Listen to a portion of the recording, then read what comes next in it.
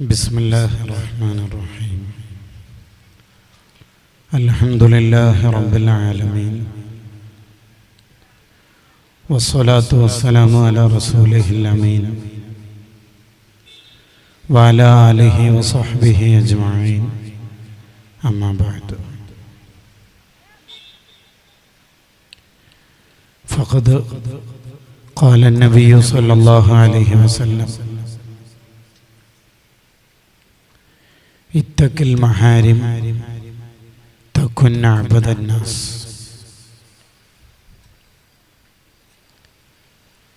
يا سيدي يا رسول الله خذ بيدي ما لي سواك ولا ألوي على أحد. يا من يقوم مقام الحمد منفردا للواحد الفرد لم يولد ولم يلد. مولاي صل وسلم دائما أبدا على حبيبك خير الخلق كلهم. വേദിയിലും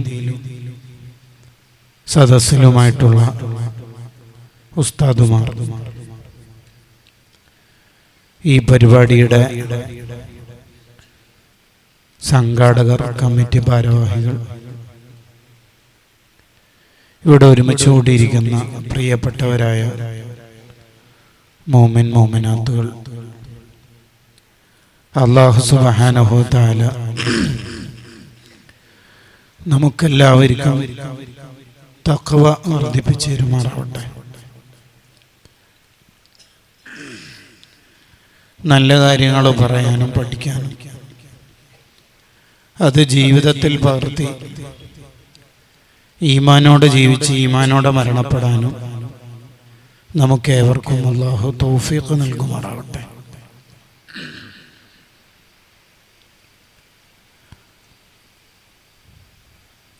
ഇപ്പോൾ തന്നെ സമയം 11 മണിയോടടുത്തല്ലോ. നേരത്തെ തുടങ്ങി നേരത്തെ അവസാനിക്കുന്ന പരിപാടികളായി നമ്മളെല്ലാം വരും വർഷങ്ങളിലും വരും ദിവസങ്ങളിലൊക്കെ ക്രമീകരിച്ചാൽ ഉറക്കച്ചടവില്ലാതെ, പ്രയാസങ്ങളില്ലാതെ തഹജ്ജുദിനുണരുന്നവർക്ക് അങ്ങനെയും സുബ്ഹ് അവ്വൽ വക്തിൽ നിസ്കരിക്കുന്നവർക്ക് പ്രത്യേകിച്ചും ഉപകാരപ്പെടും. നമ്മുടെ നാടുകളിലൊക്കെ വയല് കഴിഞ്ഞ് എല്ലാവരും വീട്ടിലെത്തി കടന്നുറങ്ങി ഏകദേശം ഉറക്കം മുറുകിയ സമയത്താണ് ഇവിടെ വയല് തുടങ്ങണത് തന്നെ. പതിയെ പതിയെ അതൊക്കെ നേരത്തെ സമയത്തേക്ക് മാറ്റിയാൽ അത് എല്ലാവർക്കും ഭൗതികമായും ആത്മീയമായും ഉപകാരപ്പെടും എന്ന് ആമുഖത്തിൽ സൂചിപ്പിക്കുകയാണ്.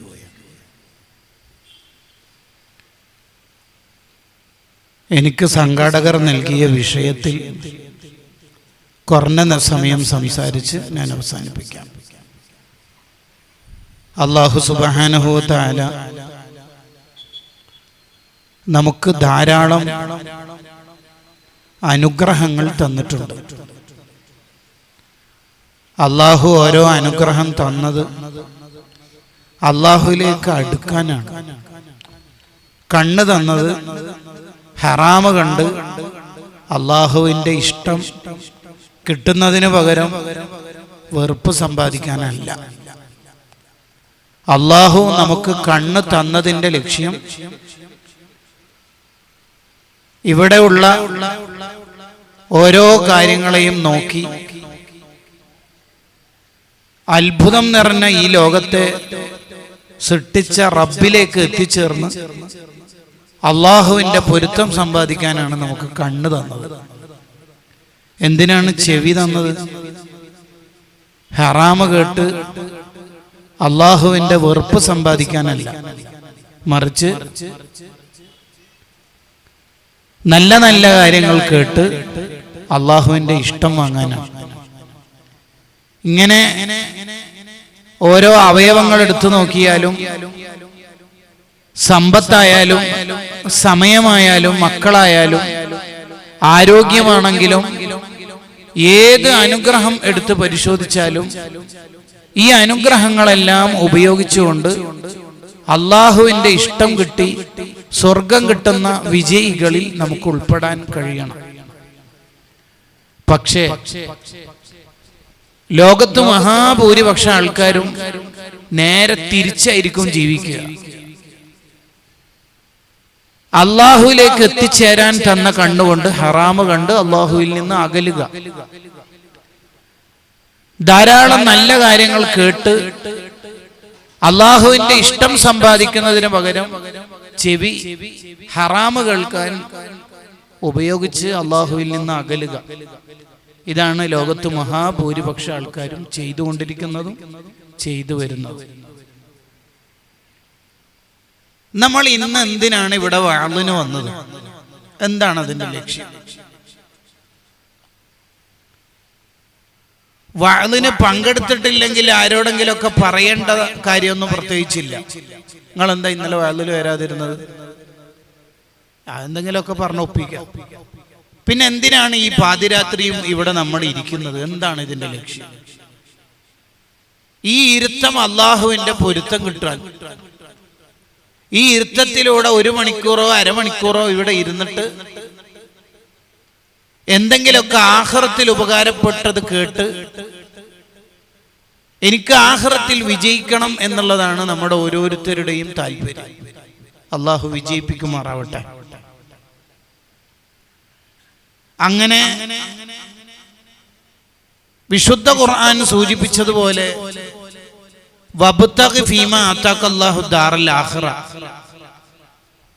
നിങ്ങൾക്ക് എന്തെല്ലാമാണോ ഞാൻ തന്നത് അതൊക്കെ ഉപയോഗിച്ചുകൊണ്ട് നിങ്ങൾ അദ്ദാറൽ ആഖിറ, ആഖിറം വിജയിക്കാനുള്ള പണിയെടുക്കണം എന്നാണ് അള്ളാഹു നമ്മളോട് പറയുന്നത്. ദുനിയാവിലുള്ള ഏത് കാര്യങ്ങൾ കൊണ്ടും ഏത് അനുഗ്രഹങ്ങൾ കൊണ്ടും സ്വർഗം വാങ്ങാനും കഴിയും, നരകം വാങ്ങാനും കഴിയും. ഉദാഹരണം പറഞ്ഞാൽ, നമുക്ക് അള്ളാഹു തന്ന സമ്പത്ത് ലോട്ടറി എടുത്തും ലോൺ എടുത്തും ലോൺ കൊടുത്തും പലിശക്ക് കൊടുത്തും ഹറാമായ ബിസിനസ് നടത്തിയും തെറ്റായ കാര്യത്തിന് സഹായിച്ചും ഈ പണം കൊണ്ട് നരകം വാങ്ങുന്നവർ ലോകത്തില്ലേ? ഉണ്ടല്ലോ. അടിച്ചു പൊളിച്ച് ജീവിതം തിമിർത്താടാൻ വാപ്പ സമ്പാദിച്ച സമ്പാദ്യം ഉപയോഗിക്കുന്ന മക്കളില്ലേ? ഉണ്ട്. അതേ സമ്പത്ത് തന്നെ സ്വർഗം വാങ്ങാൻ ഉപയോഗിക്കുന്ന നല്ല മനുഷ്യന്മാരും നമ്മുടെ നാട്ടിലില്ലേ? പാവങ്ങൾക്ക് ഭക്ഷണം കൊടുത്തു, പാവങ്ങളെ കല്യാണം കഴിക്കുന്നിടത്ത് സഹായിച്ചു, പാവപ്പെട്ടവരെ വീട് നിർമ്മിക്കുന്ന സമയത്ത് അതിന് ഹെൽപ്പ് ചെയ്തും ചാരിറ്റി നടത്തിയൊക്കെ പണം കൊണ്ട് സ്വർഗം വാങ്ങുന്നവരില്ലേ? ഉണ്ട്. അതാണ് സയ്യിദുനാ ഉസ്മാൻ ബിൻ അഫ്ഫാൻ റളിയല്ലാഹു അൻഹു പറഞ്ഞത്, നിന്റെ സമ്പത്ത് കൊണ്ട് നിന്റെ മക്കളെ കൊണ്ട് നിനക്ക് നരകമാണോ സ്വർഗമാണോ എന്ന് നീ എപ്പോഴും ആലോചിക്കുകയും പേടിക്കുകയും ചെയ്യണം. അത് നമ്മുടെ ഉള്ളിൽ ഉണ്ടാവേണ്ട ഒരു പേടിയാണ്. നിലവിൽ എനിക്ക് തന്ന സമ്പത്ത് മക്കൾ, ഇതുകൊണ്ട് എനിക്ക് സ്വർഗമാണോ കിട്ടുക നരകമാണോ കിട്ടുക എന്ന ഉള്ളിന്റെ ഉള്ളിൽ ഒരു വേവലാതിയും ബേജാറും നമുക്കുണ്ടാവണം. ചുരുക്കത്തിൽ നമുക്ക് അല്ലാഹു തന്ന ഏത് കാര്യം കൊണ്ടും, അത് സമ്പത്തായാലും സന്താനങ്ങളായാലും സമയമാണെങ്കിലും ആരോഗ്യമാണെങ്കിലും അറിവാണെങ്കിലും ഏത് കാര്യം കൊണ്ടും നരകം വാങ്ങാനും കഴിയും, സ്വർഗം വാങ്ങാനും കഴിയും. ഈ അനുഗ്രഹങ്ങളൊക്കെ ഉപയോഗിച്ച് സ്വർഗം വാങ്ങുന്നവർ ലോകത്ത് വളരെ കുറവായിരിക്കും.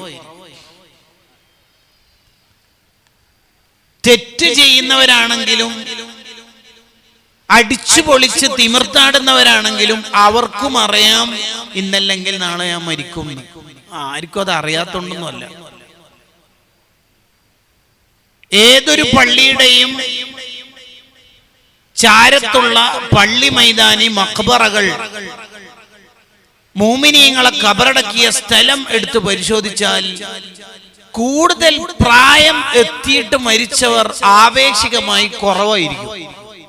ഇപ്പൊ ഇവിടെ ഒരു പള്ളി മൈതാനി ഉണ്ട് എന്ന് സങ്കല്പിക്കുക, ഇവിടെ 1000 ഖബറുണ്ട് എന്ന് വിചാരിക്കുക. കൂടുതൽ പ്രായമെത്തി 100, 90, 80, 110, 120 വയസ്സെത്തിയിട്ട് മരിച്ച ആൾക്കാർ ഈ കൂട്ടത്തിൽ കുറവായിരിക്കും.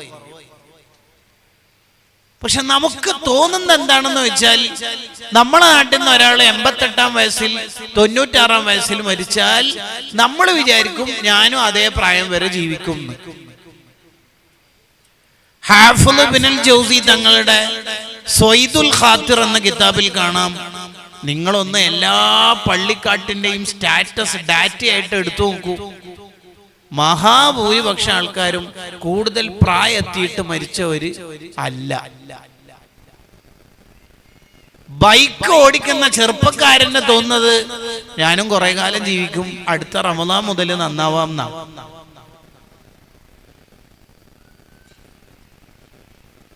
അപ്പൊ തെറ്റ് ചെയ്യുന്ന ആൾക്കാർക്ക് തെറ്റ് ചെയ്യാൻ പ്രചോദനമാകുന്ന ഒരു കാര്യം എന്താണെന്ന് വെച്ചാൽ, ഞാൻ ഇപ്പോഴൊന്നും മരിക്കൂല എന്നുള്ളൊരു തോന്നലാണ്. ഞാൻ ഇപ്പോഴൊന്നും മരിക്കാൻ സാധ്യതയില്ല എന്ന തോന്നൽ കൊണ്ടാണ് അടിച്ചുപൊളിയും തിമിർത്താട്ടവും ഉണ്ടാവുന്നത്. അതാണ് അതേ ചെറുപ്പക്കാരൻ അടിച്ചുപൊളി പെട്ടെന്ന് നിർത്തും എപ്പോ വീട്ടിലൊരു മരണം നടന്നാൽ. ഉമ്മ മരിക്കലും ഇവന്റെ സിനിമ കാണലും എന്താ ബന്ധം? പ്രത്യേകിച്ച് ബന്ധങ്ങളൊന്നും ഇല്ലെങ്കിലും ഞാനും മരിക്കുമല്ലോ എന്ന ബോധം പെട്ടെന്ന് വരുന്നതുകൊണ്ടാണ് ഭാര്യ മരിച്ച ചെറുപ്പക്കാരനായ ഭർത്താവ്, ചെറിയ മോൻ മരിച്ച ഉപ്പയായ ചെറുപ്പക്കാരൻ പെട്ടെന്ന് തെറ്റൊക്കെ നിർത്തിയിട്ട് നല്ല ജീവിതത്തിലേക്ക് വരുന്നതിന്റെ കാരണം ഞാനും മരിക്കുമല്ലോ എന്നൊരു ചിന്ത പെട്ടെന്ന് വരുന്നുണ്ടാണ്. അപ്പൊ ചുരുക്കത്തിൽ മരണത്തിന്റെ ചിന്തയില്ലാത്തത് കൊണ്ടാണ് നമ്മളിങ്ങനെ അടിച്ചു പൊളിക്കുന്നത്. ട്രാഫിക്കിന്റെ റെഡ് സിഗ്നൽ കത്തിയപ്പോൾ വണ്ടി നിർത്തി. പെട്ടെന്ന് അതാ ഗ്രീൻ ലൈറ്റ് കത്തി, പോകാനുള്ള അനുമതി, മുമ്പിലുള്ള വാഹനം പോകണില്ല. അപ്പൊ എന്താ കാര്യം? ആ ചുവന്ന ലൈറ്റിന്റെയും പച്ച ലൈറ്റിന്റെയും ഇടയിലുള്ള ചുരുങ്ങിയ സമയത്തിനുള്ളിൽ മുമ്പിലിരിക്കുന്ന കാറിന്റെ ഡ്രൈവർ മരിച്ചിരിക്കുന്നു. അത്രേ ഉള്ളൂ. നമ്മൾ ഇപ്പോൾ തന്നെ നമുക്ക് വല്ല പനിയോ വല്ല അസുഖമോ വന്നിട്ട് ഹോസ്പിറ്റലിൽ പോയി ഡോക്ടർ പ്രിസ്ക്രിപ്ഷൻ എഴുതി തരുമ്പോൾ പെട്ടെന്ന് പറയാണ്, പിന്നെ നിങ്ങളെ ബ്ലഡ് ഒന്ന് ജസ്റ്റ് ഒന്ന് ടെസ്റ്റ് ചെയ്യണമായിരുന്നു. എന്താ ഡോക്ടറെ? ഒന്നുമില്ല, ക്യാൻസറിന്റെ ഒരു ശാഖ ഉണ്ടോന്ന് ഒരു ചെറിയ എന്ന് പറയലോടുകൂടി നമ്മൾ ആകെ ഡൗൺ ആവും. പിന്നെ ഇൻസ്റ്റഗ്രാമിലൊന്നും വല്ലാതെ കളിക്കില്ല, ഫേസ്ബുക്കും വാട്സപ്പിനോടൊക്കെ ഒരു താല്പര്യം കുറയും. അപ്പൊ ആകപ്പാടെ നമുക്ക് നന്നാവാനുള്ള ഒരു ഏരിയ എന്താണ് എന്ന് ചോദിച്ചാൽ, ഖലഖൽ മൗത വൽ ഹയാത ലിയബ്ലുവകും അയ്യുക്കും അഹ്സനു അമല. യഥാർത്ഥ ജീവിതം എന്റേത് ഇവിടെ അല്ല. സോഷ്യൽ മീഡിയയിൽ ട്രോളുന്നവരും അടിച്ചു പൊളിക്കുന്നവരും ആഘോഷങ്ങളെ വളരെ ആഭാസങ്ങളാക്കുന്നവരുമെല്ലാം അവര് മോമിനീങ്ങളല്ല. മിക്കവാറും ആൾക്കാര് അവർക്ക് ആകപ്പാടെ ഈ ജീവിതത്തിലെ ആസ്വദിക്കാൻ കഴിയുള്ളൂ. അവർക്ക് ശേഷമുള്ളൊരു ജീവിതത്തിൽ വിശ്വാസം തന്നെ ഇല്ല. ഇദാ വഖഅത്തിൽ വാഖിഅ ലൈസ ലിവഖഅതിഹാ കാദിബ ഖാഫിളത്തുർ റാഫിഅ. അവർക്ക് ഖിയാമത്ത് നാൾ എന്നുള്ളതിൽ വിശ്വാസമില്ല. മരിച്ചതിന് ശേഷം ജീവിതമുണ്ട് എന്നൊരു വിശ്വാസം തന്നെ അവർക്കില്ല. അവര് പിന്നെ ഇവിടുന്ന് അടിച്ചു പൊളിക്കല്ലാതെ വേറെന്തപ്പോ ചെയ്യാ? നമുക്ക് ആഘോഷിക്കാനുള്ള ഒരു ലോകം വരാനുണ്ട്. അതാണ് അൽയൗമ അമലുൻ, മോനെ നീ ഇന്ന് പണിയെടുക്കൂ, ഗദൻ ജസാഉൻ, പരലോകത്താണ് പ്രതിഫലം വാങ്ങേണ്ടത് എന്ന് സയ്യിദുന അലി ഇബ്നു അബി ത്വാലിബ് റളിയല്ലാഹു അൻഹു. ഇവിടെ പണിയെടുക്കാനുള്ള ലോകമാണ്. അതാണ് നമ്മൾ എല്ലാ വെള്ളിയാഴ്ചയും കേൾക്കാറില്ലേ, വുജൂഹു യൗമഇദിൻ നാഇമ, ആഖിറത്തിലെത്തുമ്പോൾ ചില മുഖങ്ങൾക്ക് വലിയ തിളക്കമായിരിക്കും. എന്താ അതിന്റെ കാരണം? അവര് പണിയെടുക്കേണ്ട കാലത്ത് പണിയെടുത്തിട്ടുണ്ട്, അധ്വാനിച്ചിട്ടുണ്ട്. അതാണ് നമ്മുടെ നാട്ടിലെ പ്രായമുള്ള ഉപ്പാപ്പമാർ, ഉമ്മാമ്മമാർ. അവരെ കാണുന്നില്ലേ? 3:30 ഉണർന്നു, 8 റക്അത്ത് തഹജ്ജുദ് നിസ്കരിച്ചു, നേരത്തെ ബാക്കി വെച്ച വിത്തറും പൂർത്തിയാക്കി, സുബ്ഹിന്റെ ബാങ്ക് ഇങ്ങനെ കാത്തിരിക്കുന്ന നല്ല മനുഷ്യന്മാർ കണ്ടില്ലേ? എത്ര നേരം അവര് ഖുർആൻ ഓതുന്നത്, എത്ര നേരം ഓതുന്നു. സുബ്ഹിന്റെ ജമാഅത്ത് നിർവഹിച്ചു. പിന്നെ അതാ ദലായിലുൽ ഖൈറാത്തും വിർദുൽ ലത്തീഫും ഔറാദുകളും ചൊല്ലിത്തീർന്ന് കുറഞ്ഞ സമയം അടുക്കളയിലോ റൂമിലോ ചെലവഴിച്ച് പിന്നെയും അതാ ളുഹാ നിസ്കാരത്തിന് അവർ തയ്യാറെടുക്കുകയാണ്. ഇതേ ഉപ്പാപ്പയുടെയും ഉമ്മാമയുടെയും വീട്ടിലാണ് നമ്മളും വളരുന്നത്. അവരുടെ പേരക്കുട്ടികളായിട്ടും നമുക്കൊരു ബോധ്യം വരാത്തത് നമുക്ക് മരണം എന്ന് പറയുന്നതിൽ വിശ്വാസമില്ലാത്തത് കൊണ്ടല്ല, ഓർമ്മയില്ല എന്നുള്ളതാണ്.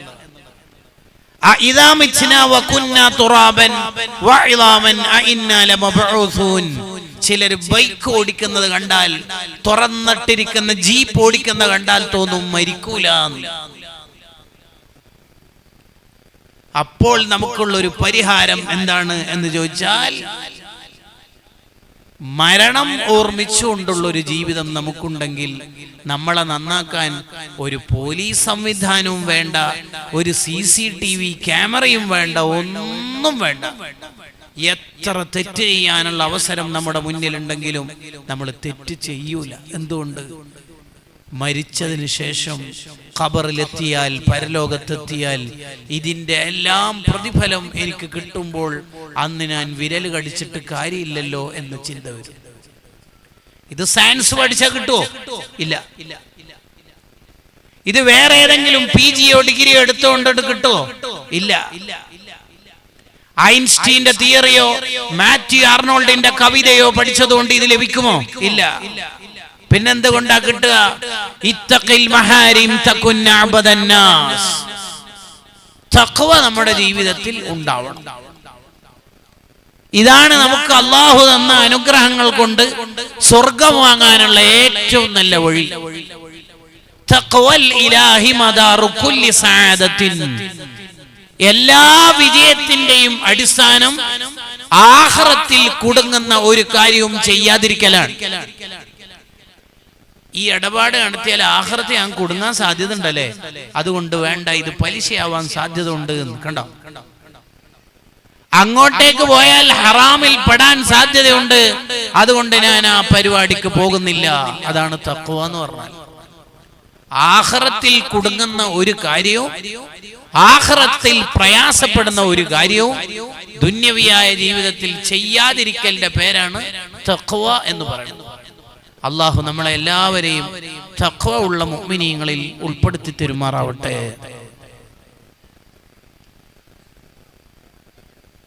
നമുക്ക് അള്ളാഹു തന്ന ഏറ്റവും വലിയൊരു അനുഗ്രഹമാണ് നമ്മുടെ ആരോഗ്യം. ആരോഗ്യം കൊണ്ട് സ്വർഗം വാങ്ങിയവരാണ് സ്വഹാബത്ത് അടക്കമുള്ള ഔലിയാക്കൾ, മഹാന്മാർ. വജാദൂ ബിഅംവാലിൻ വബാഉ നുഫൂസഹും ലിദീനിൽ ഹുദാ ഫീ കുല്ലി മൗതീനി ഗസ്വതി. അവർ അല്ലാഹുവിന്റെ ദീനിനു വേണ്ടി അധ്വാനിച്ചവരാണ്. ചെറുപ്പക്കാരെ, നമ്മൾ അല്ലാഹുവിന്റെ ദീനിനു വേണ്ടി അധ്വാനിക്കുന്ന ആരോഗ്യത്തിന്റെ ആൾക്കാരാവണം. നമ്മുടെ ആരോഗ്യം അല്ലാഹുവിന്റെ മാർഗത്തിൽ ചെലവഴിക്കണം. പള്ളിയുടെ പരിപാലനവും നാട്ടിലെ ദീനീ പ്രവർത്തനവും സംഘടനാ കാര്യങ്ങളുമെല്ലാം പ്രായമുള്ളവർക്ക് മാത്രം പറഞ്ഞ കാര്യം അല്ല.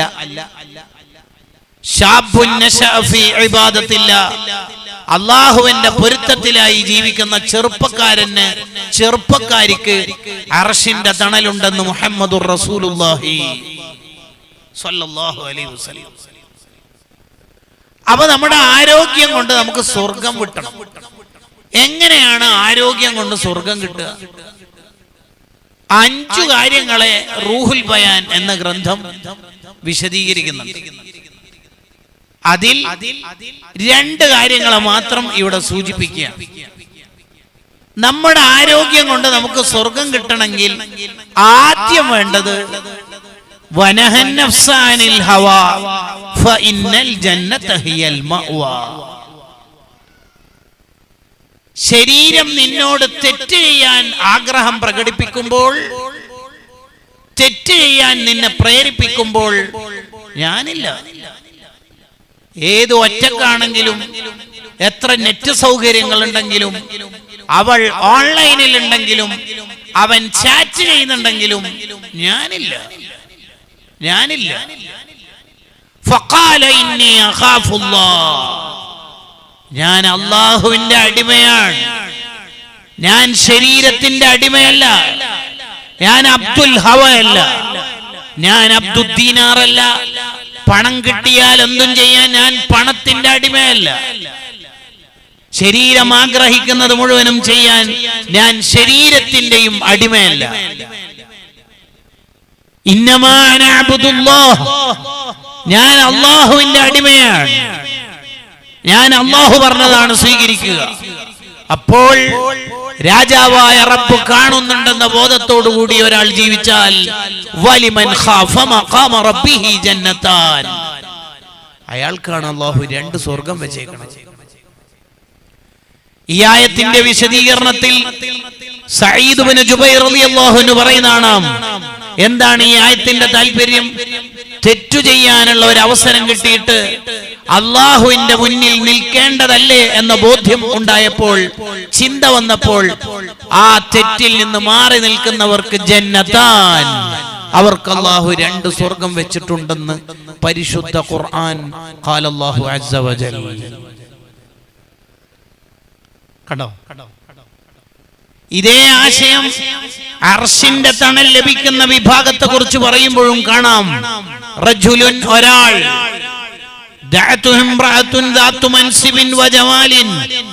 സമ്പത്തും തറവാടിത്തക്കമുള്ള നല്ല ഒരു പെണ്ണ് തെറ്റിലേക്ക് അയാളെ ക്ഷണിച്ചു.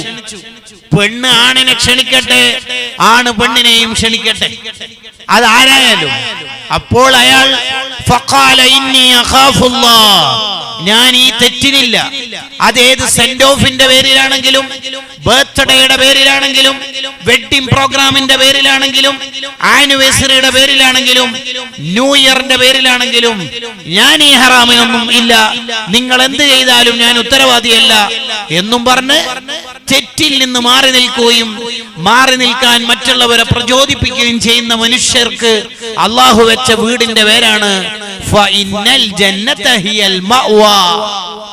അങ്ങനെ സൂക്ഷ്മമായ ജീവിതം നയിക്കുന്ന സൂക്ഷ്മതയുടെ വാഹനത്തിൽ പുറപ്പെട്ട ഒരാൾ സ്റ്റേഷനിൽ ഇറങ്ങുമ്പോഴേക്ക് അയാൾ എത്തുന്ന സ്റ്റേഷന്റെ പേരാ അൽ ജന്ന, സ്വർഗം. ഖീല ദഖുലിൽ ജന്ന, കയറിക്കോളി സ്വർഗത്തിലേക്ക്.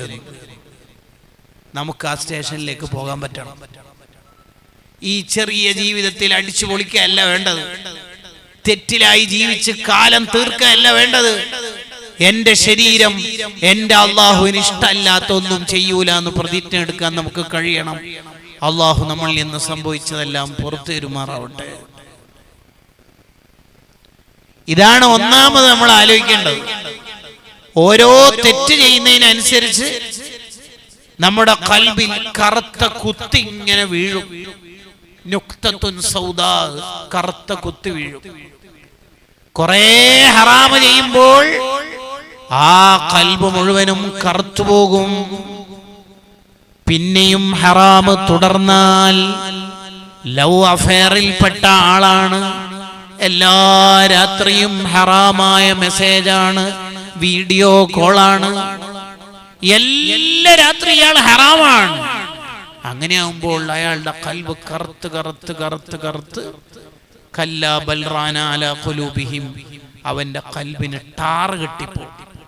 റോഡ് പണിയൊക്കെ നടക്കുമ്പോൾ ഒഴിക്കുന്ന ടാറ് കെട്ടണ പോലെ അവന്റെ ഖൽബ് മുഴുവനും കവർ ചെയ്യപ്പെടും. ഒരു ഡ്രമ്മില് ടാറുണ്ടെങ്കിൽ അതിൽ വെള്ളം ഒഴിച്ചാൽ താഴെ എത്താത്ത പോലെ ഇങ്ങനെ കറുത്തുപോയ കൽബിന്റെ ഉടമകളെ എത്ര വഴല് കേട്ടാലും ഫലം ഉണ്ടാവില്ല. യൂട്യൂബിൽ നിന്ന് ഒരു ഉസ്താദിന്റെ വഴല് കേട്ടു എന്ന് വിചാരിക്കുക, അതേ യൂട്യൂബിൽ തന്നെ ഹറാമും കോമഡിയും തെറ്റുകുറ്റങ്ങളൊക്കെ ആയിട്ട് അയാൾ കാണും. കാരണം വഴല് ഫലം ചെയ്യണമെങ്കിൽ കൽബ് നന്നാണ്. വാക്കുകൾ നന്നായതുകൊണ്ടോ പ്രഭാഷണം സാഹിത്യമുള്ളത് കൊണ്ടോ ഒന്നും കാര്യമില്ല, മറിച്ച് നമ്മുടെ കൽബ് നല്ല കൽബാണ്. കൽബിന് രോഗം വരും. അങ്ങനെ കൽബിന് രോഗം വന്നതിന്റെ ഒന്നാമത്തെ അടയാളാണ് അല്ലാ യജിദൽ ഇത്വാഅത്തി സമറ. ഇബാദത്ത് ചെയ്യാൻ ടേസ്റ്റ് ഉണ്ടാവില്ല. നിസ്കാരമൊക്കെ ഒന്ന് വേഗം നിർവഹിച്ചു പോവുക. നിസ്കരിച്ചോ? ഇല്ല. സംസ്കരിച്ചാലോ? എന്തേ? അതൊന്ന് തീർന്നു കിട്ടിയാ പിന്നെ ചിന്തിക്കണ്ടല്ലോ. നിസ്കാരത്തിനെ കുറിച്ച് പറഞ്ഞ വാക്ക് കേട്ടങ്ങള്. നീ നിസ്കരിച്ചോ? ഇല്ല. നിസ്കാരം ബാക്കിയുണ്ടല്ലേ? ചിന്തിക്കുമ്പോ തന്നെ ഇനിയിപ്പോ നിസ്കാരം ബാക്കിയുണ്ടല്ലേ. ഇങ്ങനെയാണോ നമ്മൾ നിസ്കരിക്കേണ്ടത്? എടാ, എന്റെ നിസ്കാരം കളായോ? ഇല്ല. നീ വളരെ വൈകിട്ടാണല്ലോ നിസ്കരിച്ചത്. അപ്പൊ ഈ ചെറുപ്പക്കാരൻ ഉമ്മനോട് വാപ്പനോട് പറയാ, അല്ല ഞാൻ നിസ്കരിച്ചിട്ടുണ്ട് കറക്റ്റ്. അല്ല, വാപ്പ സുബീക്ക് പള്ളിയിൽ പോയി തിരിച്ചു വന്ന് ഒരു അരമണിക്കൂറിന്റെ അടുത്ത് ഖുർആനൊക്കെ ഓതി കഴിഞ്ഞിട്ട് ചായ കുടിച്ച് ബാത്റൂമൊക്കെ പോകുമ്പോഴാണല്ലോ നീ നിസ്കരിക്കാൻ പോകുന്നുണ്ടത്. ഉമ്മ എന്റെ നിസ്കാരം കലായിട്ടൊന്നുമില്ല. പിന്നെ 6:48 നിസ്കാരം കലാവില്ല, ഞാൻ 6:45 നിസ്കരിച്ചത്. ഇങ്ങനെയൊക്കെ ആർക്ക് വേണ്ടിയിട്ട് നമ്മൾ നിസ്കരിക്കണത്? ആരെ ബോധിപ്പിക്കാൻ? ചെയ്യുന്ന ഇബാദത്തിന് ഒരു ടേസ്റ്റും ഉണ്ടാവില്ല. ഖുർആൻ എടുക്കും പുറക്കം വരും. വാട്സപ്പ് ആകുമ്പോൾ ഒരു പ്രശ്നം ഉണ്ടാവും. എന്താ അതിന്റെ കാരണം? അതിന്റെ കാരണം അയാളുടെ കൽബിന് രോഗം വന്നിട്ടുണ്ട്. അയാളുടെ കൽബിന് രോഗം വന്നിട്ടുണ്ട്.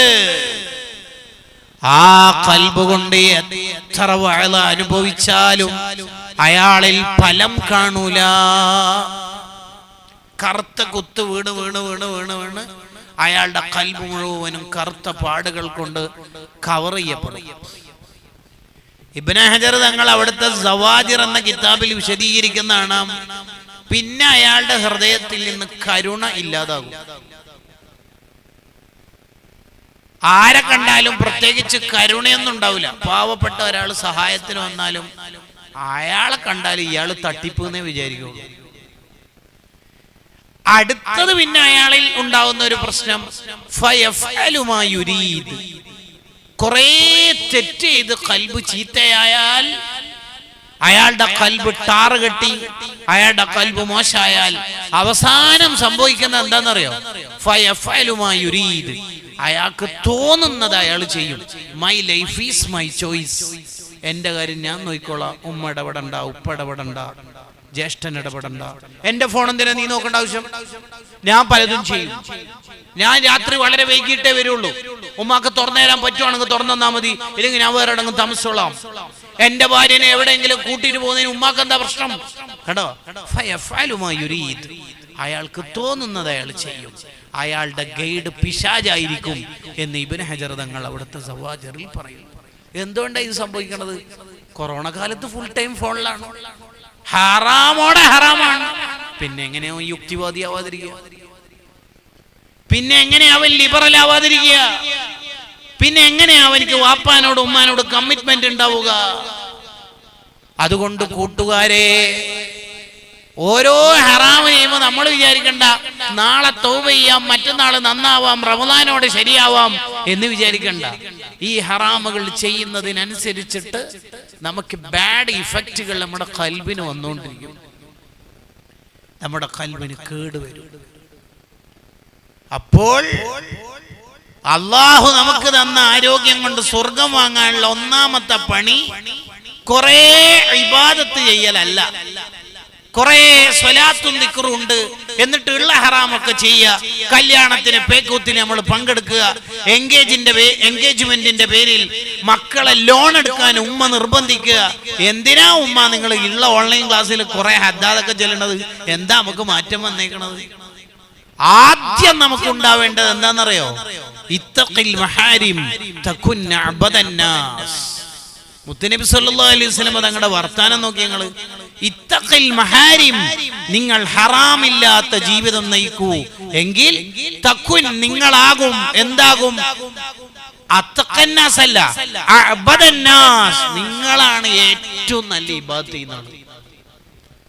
കുറച്ചപ്പുറത്ത് കോടിക്കണക്കിന് ദിക്റില്ല മനുഷ്യന്മാരുണ്ടാവും. നിങ്ങൾ അവരെ കണ്ടിട്ട് ടെൻഷനൊന്നും ആവണ്ട. നീ ഒരു ഹറാമും ചെയ്യാത്ത ജീവിതം ഉണ്ടെങ്കിൽ മോനെ, തഖുൻ അഅബദന്നാസ്, നീയാണ് ഏറ്റവും നല്ല ഇബാദത്തുകാരനെന്ന് മുഹമ്മദുർ റസൂലുള്ളാഹി സ്വല്ലല്ലാഹു അലൈഹി വസല്ലം. ഇന്ന് നമുക്ക് പലർക്കും അതില്ലാതെ പോയി. എല്ലാ മജ്‌ലിസിനും പങ്കെടുക്കും, പരിപാടിക്കും പങ്കെടുക്കും. വീട്ടിലടക്കുന്ന കല്യാണം എങ്ങനെയാ? എൻഗേജ്മെന്റിന്റെ പേരിൽ നടത്തുന്ന പേക്കൂത്തുകൾ എന്തൊക്കെയാ? എത്രയാ ഹറാമുകൾ? അതിലൊരു പ്രശ്നമില്ല. അത് പോരാ. ആദ്യം നമ്മളിൽ രൂപപ്പെടേണ്ടത്, ഇമാം ഗസാലി റളിയല്ലാഹു അൻഹു തന്റെ ബിദായത്തുൽ ഹിദായ എന്ന കിതാബിൽ പറയുന്നതാണ്, ആദ്യം നമുക്ക് രൂപപ്പെടേണ്ട എന്താണെന്നറിയോ? തെറ്റില്ലാത്ത ജീവിതം. നിസ്കരിക്കാനും മറ്റു സുഹൃതങ്ങൾ ചെയ്യാനും എല്ലാവർക്കും കഴിയും. തെറ്റില്ലാത്ത ജീവിതം നയിക്കാൻ അള്ളാഹ് ഇഷ്ടപ്പെട്ടവർക്ക് മാത്രമേ കഴിയുള്ളൂ. എന്തൊരു വാക്കാണ് മഹാൻ പറഞ്ഞേ നോക്കി. നമ്മളോടൊന്ന് ആലോചിച്ച് നോക്കിയ കൂട്ടുകാരെ, നിസ്കരിക്കാനും നോമ്പെടുക്കാനും സ്വതക്ക ചെയ്യാനും മറ്റു സുഹൃതങ്ങൾ നന്മകൾ ചെയ്യാനും എല്ലാവർക്കും കഴിയും. പക്ഷേ തെറ്റില്ലാത്ത ജീവിതം നയിക്കാൻ അള്ളാഹുവിൻ്റെ ഇഷ്ടം കിട്ടിയവർക്ക് മാത്രമേ കഴിയുള്ളൂ. അള്ളാഹുവേ, ആ കൂട്ടത്തിൽ നമ്മളെ പെടുത്തണേ റഹ്മാനെ. തെറ്റില്ലാത്ത ജീവിതത്തിലേക്ക് ഈ മാസവും ഇവിടെ നടന്ന സിയാറത്തും ഇവിടെ നടന്നുകൊണ്ടിരിക്കുന്ന വഅലും ഇതിൻ്റെ എല്ലാം ഫലം കൊണ്ട് നമുക്ക് തെറ്റില്ലാത്തൊരു ജീവിതം നൽകണേ റഹ്മാനെ. അത് വേണം കൂട്ടുകാരെ. അതാ നമുക്കുണ്ടാകും.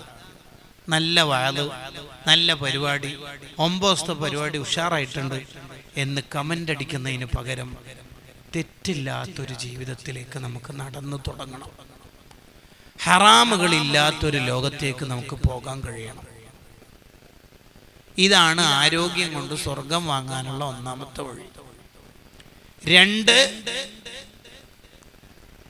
ചെയ്യുന്ന ഇബാദത്ത് എത്ര കുറവാണെങ്കിലും സ്ഥിരമായിട്ട് ചെയ്യാൻ ശ്രമിക്കണം. ചെയ്യുന്ന ഇബാദത്ത് എത്ര കുറവാണെങ്കിലും അത് സ്ഥിരം ചെയ്യണം. ളുഹ എന്ന സുന്നത്ത് നിസ്കാരം 2 റക്അത്തെ നമ്മൾ നിസ്കരിക്കാറുള്ളൂ എന്ന് കരുതുക. അത് സ്ഥിരം നിസ്കരിക്കണം.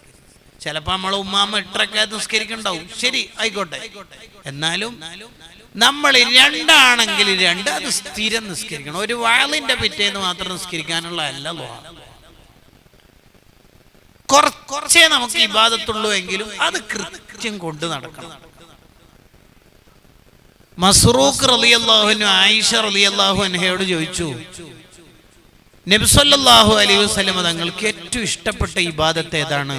ഖാലത്ത്, മഹദിയുടെ മറുപടി, അദ്ദായിം, സ്ഥിരം ചെയ്യുന്ന കാര്യങ്ങൾ.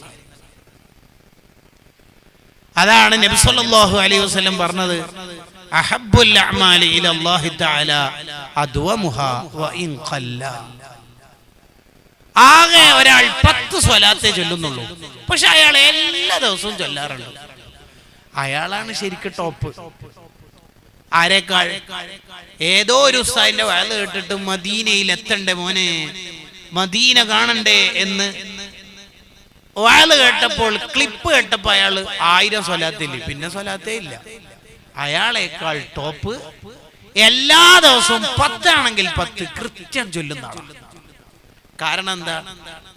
എല്ലാ ദിവസവും നന്മ സ്ഥിരമായിട്ട് കൊണ്ടു നടക്കുന്ന ആളുടെ നന്മയുടെ മലക്കും ഇയാളും തമ്മിൽ നല്ല ബന്ധമായിരിക്കും. കാരണം എല്ലാ ദിവസവും മൂപ്പരുടെ പേരിൽ 10 സ്വലാത്ത് ഈ മലക്ക് എഴുതുന്നുണ്ട്. ഈ മലക്കും ഇയാളും തമ്മിൽ നല്ല ബന്ധമുണ്ടാവും. അത് നമ്മൾ ആഖിറത്തിൽ വിജയിക്കാനുള്ള ഒരു വഴി കൂടിയാണ് എന്ന് ഈ ഹദീസിന്റെ വിശദീകരണത്തിൽ മഹാന്മാർ എഴുതി വെക്കുന്നുണ്ട്. അപ്പൊ ചെയ്യുന്ന ഇബാദത്ത് വളരെ കുറവാണ്. എല്ലാ വെള്ളിയാഴ്ചയും അൽക്കഫൂദ്, അത് സ്ഥിരം ചെയ്യുന്നതാ. സ്ഥിരം ചെയ്യുന്ന ഇബാദത്ത് എന്ന് പറഞ്ഞാൽ ഡെയിലി ചെയ്യണം എന്നൊന്നുമില്ല. എല്ലാ വെള്ളിയാഴ്ച രാവിലും അയാൾ 100 സ്വലാത്തിൽ, എല്ലാ ജുമുഅക്ക് ശേഷവും ഉമ്മന്റെ ഖബർ സിയാറത്ത് ചെയ്യും. ആഴ്ചക്ക് മതി. അത് സ്ഥിരം ചെയ്യുന്ന കാര്യം. സ്ഥിരം ചെയ്യാന്ന് പറഞ്ഞാൽ എല്ലാ ദിവസവും ചെയ്യാമെന്നൊന്നും അർത്ഥമേ ഇല്ല. ഈ ഹദീസിന്റെ വിശദീകരണത്തിൽ മഹത്തുക്കൾ എഴുതി വെക്കും. കണ്ടോ? അപ്പൊ നമുക്കൊരു ടൈം ടേബിൾ വേണം. ശരീരത്തിനെ ബുദ്ധിമുട്ടിക്കുന്ന രീതിയിലൊന്നും ഇബാദത്ത് ചെയ്യാൻ ഇസ്ലാം പറയണില്ല. ചെയ്യുന്നത് സ്ഥിരവും അത് എത്ര കുറവാണ്. അവിടെ തന്നെ നമ്മൾ മനസ്സിലാക്കേണ്ടത് ആരും അറിയാത്ത എന്തെങ്കിലും ഒരു ഇബാദത്ത് നമുക്കൊക്കെ ഉണ്ടാവണം. ഭാര്യ പോലും അറിയാത്ത, ഭർത്താവ് അറിയാത്ത എന്തെങ്കിലും ഒരു ഇബാദത്ത്. നമ്മൾ മരിച്ചു കഴിഞ്ഞാൽ നമ്മളെ കുറിച്ച് വാട്സപ്പിൽ വരുമ്പോ സ്മരണിക എഴുതുമ്പോ അവർക്ക് പോലും കിട്ടാൻ പാടില്ല ആ ഇബാദത്ത്. അങ്ങനത്തെ ഒരു ഇബാദത്തെങ്കിലും നമുക്ക് ഉണ്ടാവണം. സ്ഥിരം ചെയ്യാനൊന്നും ചിലപ്പോൾ അത് പറ്റൂലെങ്കിലും, ഉദാഹരണം പറഞ്ഞാല് പള്ളിയിലേക്ക് 2 മുസ്ഹഫ് വാങ്ങിയിട്ട് ഖുർആൻ ഓതുന്ന ക്യാബിൽ, ഖുർആൻ വെക്കുന്ന ക്യാബിൽ അവിടെ കൊണ്ടുവച്ചു. ആരും കണ്ടിട്ടില്ല.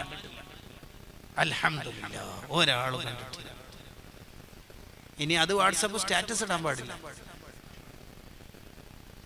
ഒരാളും അറിയാത്ത എന്തെങ്കിലും ഒരു ഇബാദത്ത് ആഖിറത്തിലേക്ക് ചിപ്പിക്കകത്ത മുത്തുപോലെ നമ്മുടെ കയ്യിൽ ഉണ്ടാവണം. ഉമ്മമാരെ, നമുക്കൊക്കെ ഇബാദത്ത് ഉണ്ടാവണം. നഫീസത്തുൽ മിസ്രിയ ബീവി എത്ര ഖത്മാത്ത് ഓതി തീർത്തത്. റാബിയത്തുൽ അദവിയ റളിയല്ലാഹു അൻഹ എത്ര രാത്രിയാ ഉറക്കൊഴിഞ്ഞത്. ഹഫ്സ ബിൻത് സീരീൻ റളിയല്ലാഹു അൻഹ എന്ന മഹദിയെ നിങ്ങളൊന്ന് വായിച്ചു നോക്കൂ. എല്ലാ ദിവസവും തഹജ്ജുദിൽ മാത്രം 15 ജുസ് ഖുർആൻ ഓതുന്ന മഹദിയാണ് മുഹമ്മദ് ബിൻ സീരീൻ തങ്ങളുടെ പെങ്ങളായ സഹോദരിയായ ഹഫ്സ ബിൻത് സീരീൻ റളിയല്ലാഹു അൻഹ.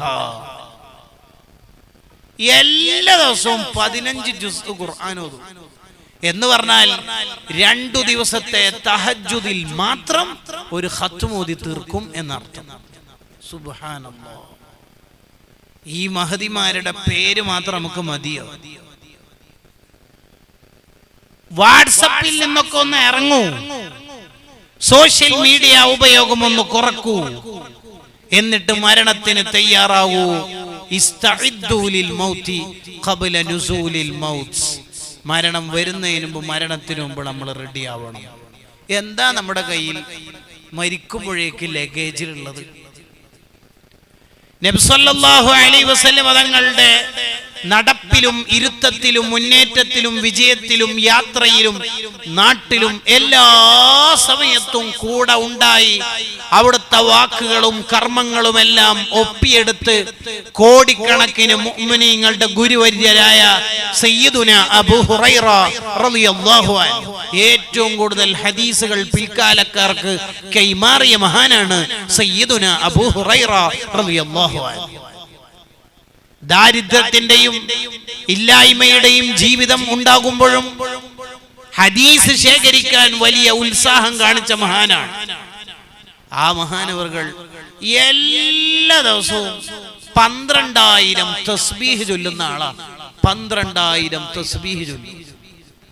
മഹാന്റെ തസ്ബീഹ് മാലയിലെ മണികളുടെ എണ്ണം തന്നെ 2000.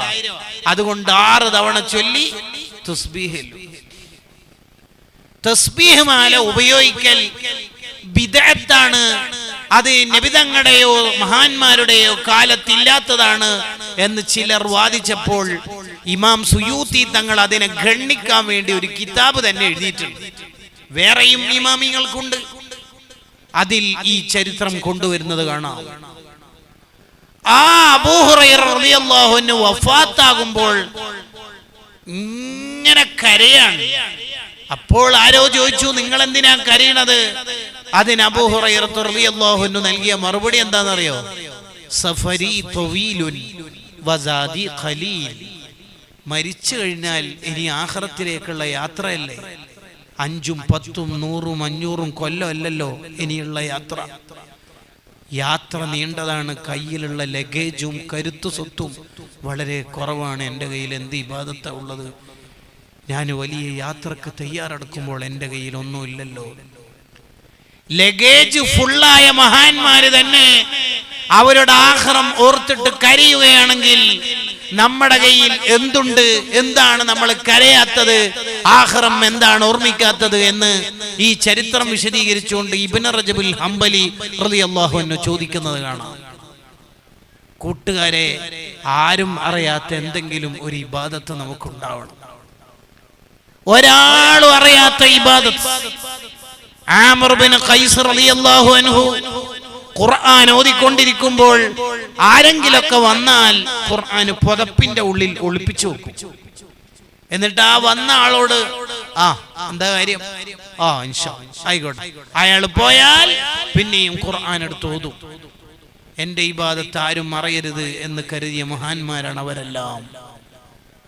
അയ്യൂബ് സഖ്തിയാനി റളിയല്ലാഹു അൻഹു രാത്രി മുഴുവനും ഉറക്കൊഴിഞ്ഞ് ഇബാദത്ത് ചെയ്ത് രാവിലെ പള്ളിയിലേക്ക് വരുമ്പോൾ ഉറക്കച്ചടവ് അഭിനയിക്കും. അത്ര ഇന്നലെ രാത്രി ഉറങ്ങിയിട്ടൊന്നും മതിയായില്ല എന്നിങ്ങനെ അഭിനയിക്കും.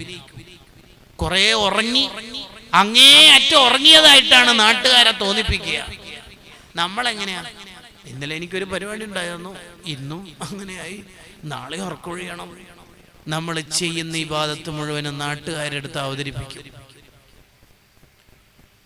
അതല്ല നമുക്ക് വേണ്ടത്. ആരും അറിയാത്ത എന്തെങ്കിലും ഒരു ഇബാദത്ത്. ഫർള് നിസ്കാരം ഇപ്പൊ ആരും അറിയാതെ അല്ല നിസ്കരിക്കേണ്ടത്, ജമാഅത്തായിട്ടാണ് നിസ്കരിക്കേണ്ടത്. ജുമുഅ ആരും അറിയാതെ അല്ല നിർവഹിക്കേണ്ടത്. എന്നാൽ ആരും അറിയാതെ ചെയ്യാൻ പറ്റിയ എന്തെല്ലാം ഇബാദത്തുകളുണ്ട്. സ്വലാത്തും ദിക്റിന്റെയും എണ്ണം മുഴുവനും വാട്സപ്പിൽ പോസ്റ്റ് എന്ന കാലത്താണ് ഞാൻ ഇത് സംസാരിക്കുന്നത് എന്ന ഓർമ്മ നിങ്ങൾക്ക് ഉണ്ടാവണം. നമ്മുടെ ഉള്ളിന്റെ ഉള്ളിൽ ഇതെന്റെ രാജാവായ റബ്ബ് മാത്രം അറിഞ്ഞാൽ മതി എന്ന കരുതലാണ് ഉണ്ടാവേണ്ടത്. ഒരു മഹാന്റെ ചരിത്രം വായിച്ചപ്പോൾ ആ മഹാൻ അള്ളാഹുവിനോട് ചോദിക്കുന്നുണ്ട്, അല്ല റബ്ബേ, എന്തിനാണ് ഈ നന്മ എഴുതുന്ന മലക്കിനെ നീ നിശ്ചയിച്ചേക്കണത്? ഞാൻ ചെയ്യുന്ന നന്മ ആ മലക്കും അറിയാതെ നിന്നെ മാത്രം അറിയിക്കണമെന്ന് എൻ്റെ ഒരു പൂതിയുണ്ട്, പക്ഷെ അത് നടക്കുന്നില്ലല്ലോ. യാ റബ്ബ്, ഈ മഹാന്മാരുടെ മുന്നിലേക്ക് നമ്മൾ എങ്ങനെയാ പോവുക കൂട്ടുകാരെ? മഹാന്മാർക്ക് ഇബാദത്തിനോടുള്ള പൂതി എത്രയാ. ഖുബൈബ് ബിൻ അദി റളിയല്ലാഹു അൻഹുവിനെ തൂക്കുമരത്തിലേക്ക് കൊണ്ടുപോകുമ്പോൾ ശത്രുക്കൾ ചോദിച്ചല്ലോ, ഖുബൈബേ, നിന്നെ തൂക്കിക്കൊല്ലാൻ പോകുകയാണ്, എന്തെങ്കിലും ലാസ്റ്റ് ആഗ്രഹമുണ്ടോ? മഹാന്റെ ആഗ്രഹം എന്തായിരുന്നു? ദഅനി ഉസല്ലി റകഅതൈൻ, 2 റകഅത്ത് എനിക്ക് അല്ലാഹുവിന് വേണ്ടി നിസ്കരിക്കണം, അതെനിക്കൊന്ന് അനുവദിച്ചു തന്നാ മതി. നമ്മളോട് ചോദിക്കൂ, ഇന്നത്തെ സുബ്ഹിന്റെ മുന്നേ ഉള്ള 2 റകഅത്ത് ഞാൻ നിസ്കരിച്ചിട്ടുണ്ടോ? ളുഹ നിസ്കരിക്കാൻ സൂര്യൻ ഉദിച്ചത് മുതൽ ളുഹർ ബാങ്ക് വരെ അല്ല, സൂര്യൻ ഉദിച്ച് ഒരു 20 മിനിറ്റ് കഴിഞ്ഞത് മുതൽ ഒരു 7:30 മുതൽ 7 മണി മുതൽ മിക്കവാറും 12:30 വരെയുള്ള നീണ്ട 5-6 മണിക്കൂറുകൾ നമുക്കുണ്ടായിട്ട് ഡെയിലി 2 റകഅത്ത് ളുഹ നിസ്കരിക്കാൻ നമ്മൾ സമയം കണ്ടെത്താറുണ്ടോ? തൂക്കുകയർ മുന്നിലിരിക്കുമ്പോഴും തൂക്കിക്കൊല്ലാൻ ശത്രുക്കൾ ഒരുങ്ങുമ്പോഴും ഖുബൈബ് ബിൻ അദി റളിയല്ലാഹു അൻഹുവിന്റെ പൂതി 2 റകഅത്ത് ഒന്ന് സുന്നത്ത് നിസ്കരിക്കണം എന്നുള്ളതാണ്. എല്ലാ ദിവസവും ഒരു ഖത്ം ഓതി തീർക്കുകയും 300 റകഅത്ത് സുന്നത്ത് നിസ്കരിക്കുകയും ചെയ്യുന്ന മഹാനാണ് സാബിത്ത് ബിൻ അസ്ലമുൽ ബുനാനി റളിയല്ലാഹു അൻഹു. അനസ് ബിൻ മാലിക് റളിയല്ലാഹു അൻഹുവിന്റെ പ്രിയപ്പെട്ട ശിഷ്യൻ. ആ സാബിത്ത് തങ്ങൾ വഫാത്തായി ഖബറടക്കുന്ന ഘട്ടത്തിൽ ഖബറിന്റെ മുകളിൽ വെക്കുന്ന കല്ലുകൾ, അതിന്റെ മുകളിൽ മണ്ണിടാൻ ഒരുങ്ങുമ്പോഴാണ് ഒരു കല്ല് താഴേക്ക് വീഴുന്നത് കാണുന്നത്. വീണുപോയ കല്ല് എടുക്കാൻ വേണ്ടി ബാക്കി കല്ലുകളെല്ലാം മാറ്റിവെച്ച് ഖബർ കുഴിക്കുന്ന ആൾക്കാരതാ താഴേക്ക് ഖബറിന്റെ ഉള്ളിലേക്ക് ഇറങ്ങുകയാണ്. അപ്പോൾ കാണുന്ന അത്ഭുതം എന്താണ്?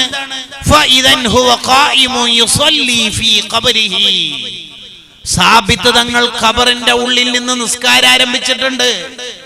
ഖബറടക്കം പൂർത്തിയായിട്ടില്ല.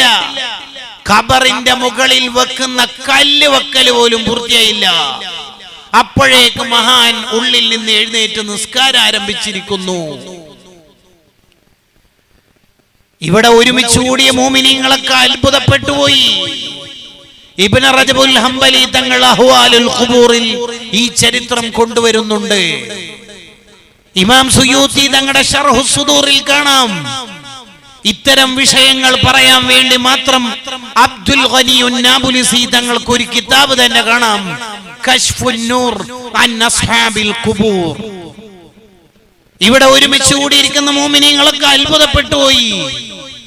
ഖബറിൽ നിന്ന് മുഅ്മിനീങ്ങൾ ആസ്വദിക്കും, ദുനിയാവിൽ ആസ്വദിച്ച് ചെയ്ത നന്മകളെല്ലാം ചെയ്യുമെന്ന് കേട്ടിട്ടുണ്ട്. ശരി, ഇത് ഖബറടക്കം പൂർത്തിയാവുന്നതിന് മുമ്പ് തന്നെ മഹാൻ എഴുന്നേറ്റ് നിസ്കരിക്കണമെങ്കിൽ എന്തായിരിക്കും ഈ മഹാന്റെ ജീവിതത്തിന്റെ സ്റ്റൈൽ ഉണ്ടായിട്ടുണ്ടാവുക? ഉടനെ അവിടെ ഒരുമിച്ച് കൂടിയിരിക്കുന്ന മുഅ്മിനീങ്ങളെല്ലാം മഹാന്റെ വീട്ടിലേക്ക് പോയി. മഹാന്റെ മകളോട് ചോദിച്ചു, എന്താ വാപ്പാന്റെ ജീവിത സ്റ്റൈൽ? അതാ മകളുടെ മറുപടി, എല്ലാ രാത്രിയും നീണ്ട നേരം ഇബാദത്ത് ചെയ്ത് നീണ്ട റക്അത്തുകൾ സുന്നത്ത് നിസ്കരിച്ച് സുബ്ഹിയോടടുത്ത സമയമായാൽ, അത്താഴ സമയമായാൽ വാപ്പ ദുആ ചെയ്യുകയാണ്, അല്ലാഹുവേ ഖബറിൽ ആർക്കെങ്കിലും നിസ്കരിക്കാൻ തൗഫീക്ക് കൊടുക്കുന്നുണ്ടെങ്കിൽ അതെനിക്ക് നൽകണേ അല്ലാഹ് എന്ന് പറഞ്ഞാൽ ഫർദ് നിസ്കാരത്തിന്റെ പുറമെ എല്ലാ ദിവസവും 300 റക്അത്ത് സുന്നത്ത് നിസ്കരിച്ച മഹാന് നിസ്കരിച്ചിട്ട് പൂതി തീർന്നിട്ടില്ല. അഥവാ ഖബറിൽ ആർക്കെങ്കിലും കൊടുക്കോന്നറിയില്ല, നിയമം അനുസരിച്ച് കൊടുക്കോ ഇല്ലയോന്നൊന്നും എനിക്കറിയില്ല. അഥവാ കൊടുക്കുന്നുണ്ടെങ്കിൽ ഈ സാബിത്തിന് അതിന് തരണേ അല്ലാഹ് ചോദിച്ച സാബിത്തുൽ ബുനാനി തങ്ങളുടെ മുന്നിലേക്ക് നമ്മൾ പോകുമ്പോൾ നമ്മളിങ്ങനെ ആലോചിക്കുക, ഞാൻ മഗ്രിബിന് ശേഷമുള്ള സുന്നത്ത് സ്ഥിരം നിസ്കരിക്കാറുണ്ടോ? റവാത്തിബ് സുന്നത്ത് നിസ്കാരം നമ്മൾ നിർവഹിക്കാറുണ്ടോ? നമ്മളോട് ചോദിച്ചു നോക്കുക. ഇങ്ങനെയാണ് ആരോഗ്യം കൊണ്ട് സ്വർഗം വാങ്ങുക. തെറ്റില്ലാതെ ജീവിക്കുകയും ചെയ്യുന്ന ഇബാദത്ത് സ്ഥിരമായി കൊണ്ട് നടക്കുകയും ചെയ്യുക. അടുത്തൊരു അനുഗ്രഹമാണ് മക്കൾ. മക്കളെ കൊണ്ട് എങ്ങനെയാ സ്വർഗം വാങ്ങുക? മക്കൾ നന്നാവാൻ വേണ്ടി നമ്മൾ പണിയെടുക്കലാണ് മക്കളെ കൊണ്ട് സ്വർഗം വാങ്ങാനുള്ള പണി. നന്നാവലും നന്നാവാതിരിക്കലും നമ്മുടെ ഡ്യൂട്ടിയല്ല. നൂഹ് നബി അലൈഹിസ്സലാമിന്റെ മകൻ കൻആൻ ഈമാൻ ഇല്ലാണ്ട് മരിച്ചുപോയ ആളാ. അതുകൊണ്ട് നൂഹ് നബി ഉത്തരവാദിയാണോ? അല്ല. ഹിദായത്തിന്റെ വെളിച്ചം കൊടുക്കേണ്ടതും തഖ്വയുടെ ആശയങ്ങൾ ഖൽബിൽ ഇട്ടുകൊടുക്കേണ്ടതുമെല്ലാം അല്ലാഹുവാണ്. നമ്മൾ അതിന് അധ്വാനിക്കണം. ആരെയും നന്നാക്കേണ്ട ഡ്യൂട്ടി നമുക്കല്ല, നന്നാക്കാൻ നമ്മൾ ശ്രമിക്കണം. ഈ കാലത്ത് മക്കള് നന്നാവൂല എന്ന് വിചാരിക്കുന്നത് പൊട്ടത്തരാണ്. അങ്ങനെ മക്കള് നന്നാവാത്ത കാലം, നന്നാവുന്ന കാലം, അങ്ങനെ കാലമൊന്നുമില്ല. ഏത് കാലത്തും മക്കള് നന്നാവും. എല്ലാ ദിവസവും പാതിരാത്രി എണീറ്റ് സുന്നത്ത് നിസ്കരിക്കുന്ന, തഹജ്ജുദ് നിസ്കരിക്കുന്ന എത്ര ചെറുപ്പക്കാരുണ്ട് നമ്മുടെ നാട്ടില്, ഇല്ലേ? ഉണ്ട്. ഒരു ഹറാമിലും പെടാതെ ജീവിക്കുന്ന പെൺകുട്ടികളും ആൺകുട്ടികളും ഇല്ലേ? സുന്നത്ത് ജമാഅത്തിന്റെ പ്രവർത്തകരില്ലേ? ഉണ്ട്. അപ്പൊ നന്നാവാത്ത കാലം എന്നൊന്നും നമ്മൾ പറയരുത്. നമുക്ക്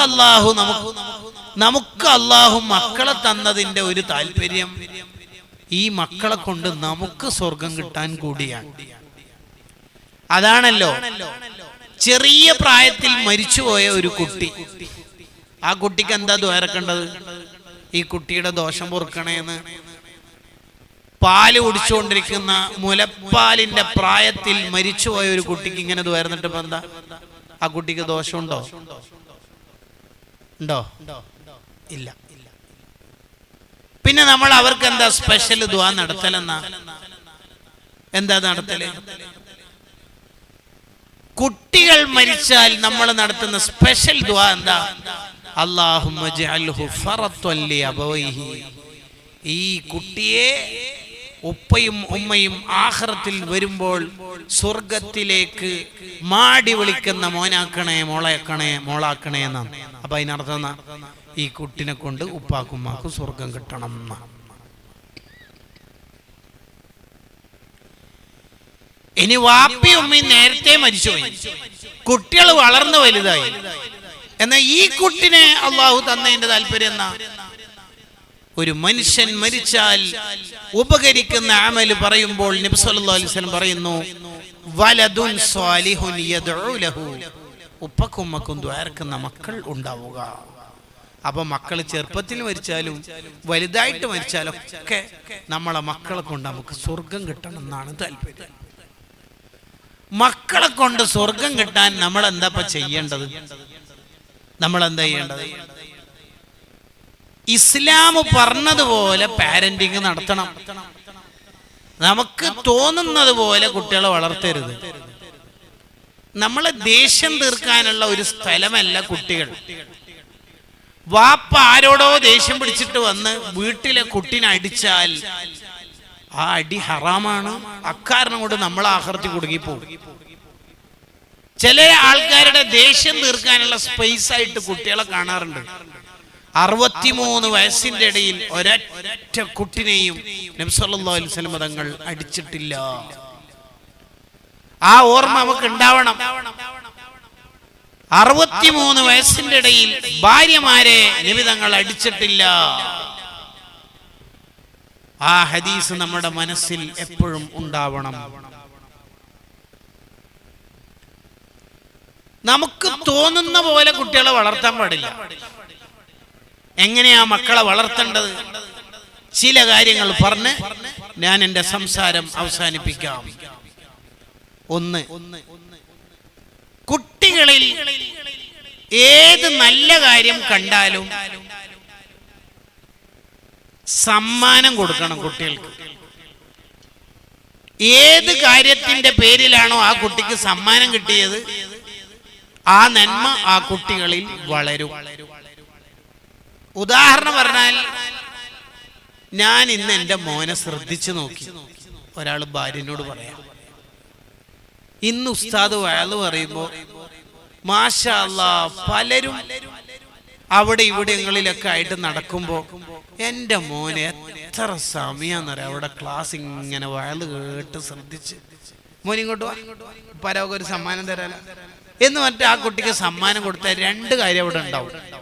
ഒന്ന്, ആ കുട്ടിക്ക് നമ്മളോട് സ്നേഹം വർദ്ധിക്കും. 2, ഇനിയുള്ള എല്ലാ നല്ല ക്ലാസ്സുകളും കേൾക്കാൻ ആ കുട്ടിക്ക് ഒരു പ്രോത്സാഹനം ഉണ്ടാവും.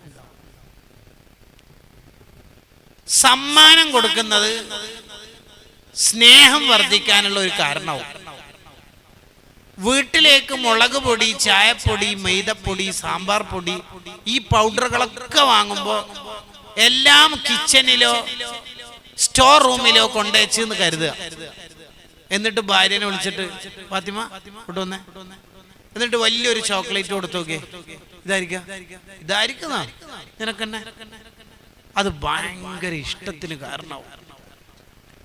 അതാണ് നബി സല്ലല്ലാഹു അലൈഹി വസല്ലം പറയണത്, തഹാദു തഹാബു, നിങ്ങൾ പരസ്പരം സമ്മാനങ്ങൾ കൊടുക്കൂ, നിങ്ങൾക്ക് പരസ്പരം ഇഷ്ടമുണ്ടാവാൻ അത് കാരണമാകും. ഏത് നല്ല കാര്യം കണ്ടാലും അവർക്ക് നമ്മൾ സമ്മാനം കൊടുക്കണം. അതെത്ര ചെറുതാണെങ്കിലും വലുതാണെങ്കിലും ഗിഫ്റ്റ് കിട്ടുന്ന ആൾക്ക് കൊടുക്കുന്ന ആളോട് ഭയങ്കര ഇഷ്ടമായിരിക്കും. ചിലപ്പോൾ ഒരു പേന മാത്രമായിരിക്കും. രണ്ടാമത്തത്, ആൾക്കാരുടെ മുമ്പിൽ നിന്ന് കുട്ടികളെ പുകഴ്ത്തണം. പക്ഷെ അത് എൻ്റെ മോനെ കണ്ട 15 ദിവസമായി സുബീക്ക് നേരത്തെ ഉണർന്ന് പള്ളിയിൽ ജമാഅത്തിന് വന്ന മോനാ. ഞാൻ ഈ സൈക്കിള് അവന് വാങ്ങിക്കൊടുത്തത് അതാണ് കാരണം എന്ന്. ഈ അടുത്ത് ഒരു മഹല്ലിന്റെ പരിപാടി ഞാൻ അറിഞ്ഞു. 40% തുടർച്ചയായി ജമാഅത്തിന് വന്നാൽ സൈക്കിൾ ഓഫർ ചെയ്തു. ഏകദേശം ആളും പ്രവചിച്ചു, മുൻവിധി എഴുതി എന്ന് പിള്ളേരുണ്ടാവില്ല. 17 കുട്ടികൾ സുബീന് കറക്റ്റ് 40 ദിവസവും ജമാഅത്ത് പൂർത്തിയാക്കിയ സമ്മാനം കൊടുത്തു. അപ്പോഴും നേരത്തെ ത്വരപ്പന്മാരുണ്ടാവുമല്ലോ, അതൊന്നും ഉണ്ടാവില്ല എന്ന് പറയുന്നത്. അവര് പറഞ്ഞു, സമ്മാനം കിട്ടിയ ഇനി 41ാം ദിവസം പിള്ളേർ ജമാഅത്തിന് വരില്ല. ആ കുട്ടികൾ സ്ഥിരമായി ജമാഅത്തിന് വരുന്നുണ്ട്. നമുക്ക് പിന്നെ കുറെ മുൻവിധികളാണ്. ഓനാളെ മുമ്പിൽ നിന്ന് പുകഴ്ത്തിയാലും എനിക്ക് കിബിറ് വരും. കുട്ടികൾക്ക് കിബിറ് എന്ന് പറഞ്ഞാൽ അറിയാനിയോ? ഓരെന്തോ ചോക്ലേറ്റിന്റെ പേരാന്നാറ്റം വിചാരിച്ചിട്ടുണ്ടോ? അത് ഒരിക്കെന്ത് കിബിറ് വരാനാ? ചെറിയ മക്കളെ നന്നായി പ്രോത്സാഹിപ്പിക്കാം. ഇനി അവരിൽ വല്ല തെറ്റും കണ്ടാൽ നമ്മൾ എന്താ ചെയ്യേണ്ടത്? വളരെ സോഫ്റ്റ് ആയിട്ട് തിരുത്തി കൊടുക്കണം. മോനെ ഇങ്ങനെയല്ലല്ലോ മുടി മുറിക്കേണ്ടത്, നിന്റെ മുടിയുടെ കോലെന്തട ഇങ്ങനെ, നീ ഈ നാട്ടിൽ നിന്നല്ല വേറെ ഏതോ ഒരു നാട്ടിലൂടെ പോകുന്ന സമയത്ത് വല്ല ആക്സിഡന്റിലും മരിച്ചു പോയാൽ ആ നാട്ടിലൂടെ പോകുന്ന മനുഷ്യന്മാരൊക്കെ നിന്റെ മയ്യത്ത് കണ്ടിട്ട് മിക്കവാറും ഇങ്ങനെ പറയും, ഇത് മുസ്ലിമിന്റെ കോലല്ല കേട്ടോ, നമ്മളാളെല്ലാം തോന്നും. അങ്ങനെ ഒരു 4 മോമിനിയങ്ങളെ നാവും വന്ന് നിന്റെ മയ്യത്ത് നോക്കിയിട്ട് പറയേണ്ടി വന്നാൽ എന്തായിരിക്കും അവസ്ഥ? എന്താ മോനെ നീ ഇങ്ങനെയൊക്കെ മുട്ടി മുറിക്കണത്? എന്താ മോനെ, നിന്നെ മയ്യത്ത് കുളിപ്പിക്കുന്ന ആക്കിന് ഒരു വെറുപ്പുണ്ടാവില്ലേ? ചങ്ങൈൻ്റെ അല്ല മുടീൻ്റെ കഴുകാൻ വരെ ഭയങ്കര പണിയുണ്ട് എന്നാറ്റം പറഞ്ഞു പോയല്ലോ. എന്താ മോനെ ഇങ്ങനെ? അപ്പോൾ എനിക്ക് ശരിയാലേ, ഞാൻ ഏതെങ്കിലും ഒരു സ്ഥലത്തുനിന്നും വല്ല അപകടത്തിലും മരിച്ചാൽ എൻ്റെ കോലം കണ്ടാൽ മുസ്ലിമാന്ന് തിരിയുന്ന എന്താ എൻ്റെ അടുത്തുള്ളത് എന്ന് അയാൾക്കൊരു ഉൾവിളി ഉണ്ടാവും. അല്ലാതെ കുറ്റപ്പെടുത്തരുത്, തിരുത്തി കൊടുക്കുക. ഒരു തെറ്റ് നമ്മൾ തിരുത്തി കൊടുത്തു കഴിഞ്ഞാൽ പിന്നെ ആ തെറ്റ് പറയാൻ പാടില്ല കുട്ടികളോട്. ഉദാഹരണം പറഞ്ഞാൽ, നമ്മുടെ മേശപ്പുറത്ത് വെച്ചേക്കണം 100 രൂപ കാണാനില്ല. കുറച്ച് കഴിഞ്ഞിട്ട് മനസ്സിലായി നമ്മുടെ മോനാണ് അത് എടുത്തേക്കണത്. ഓനെ വിളിക്കുക, വാപ്പ എന്തെല്ലാം മോനിക്ക് തരുന്നുണ്ട്. ഇങ്ങനത്തെ തന്നെയല്ലേ പെരും കള്ളന്മാരൊക്കെ വളരുന്നത്. ആദ്യം ചെറുതും 10ഉം 50ഉം 100ഒക്കെ എടുത്ത്, പിന്നല്ലേ ജ്വല്ലറി മോഷണവും ബാങ്ക് കുത്തി തുറന്നിട്ട് വലിയ എമൗണ്ടൊക്കെ കുത്തി തുറക്കണത്. നിന്റെ പേര് പെരും കള്ളനായിട്ട് വരികയും സെൻട്രൽ ജയിലിൽ അടക്കപ്പെടുകയൊക്കെ ചെയ്താൽ എന്തായിരിക്കും മോനെ അവസ്ഥ? ഉപ്പ ഞാൻ അങ്ങനെ ചെയ്തതല്ല. ഇനി ചെയ്യോ? മോനിക്ക് മിഠായി ചോക്ലേറ്റ് വാങ്ങാൻ ഉപ്പ എന്തെല്ലാം തരാറുണ്ട്, ഉപ്പ എന്നെ വാങ്ങി തരാറില്ല. മോൻ ഇനി അത് ചെയ്യാൻ പാടില്ല കേട്ടോ എന്ന് പറഞ്ഞ് ഒരു വട്ടം തിരുത്തി കൊടുത്താൽ പിന്നെ ആ കുട്ടിനെ അന്ന് നടന്ന തെറ്റ് പറയാൻ പാടില്ലെന്ന് ഇമാം ഗസാലി റളിയല്ലാഹു അൻഹു പറയുന്നു. പിന്നെ എന്തോ ഒരു കാര്യത്തിന്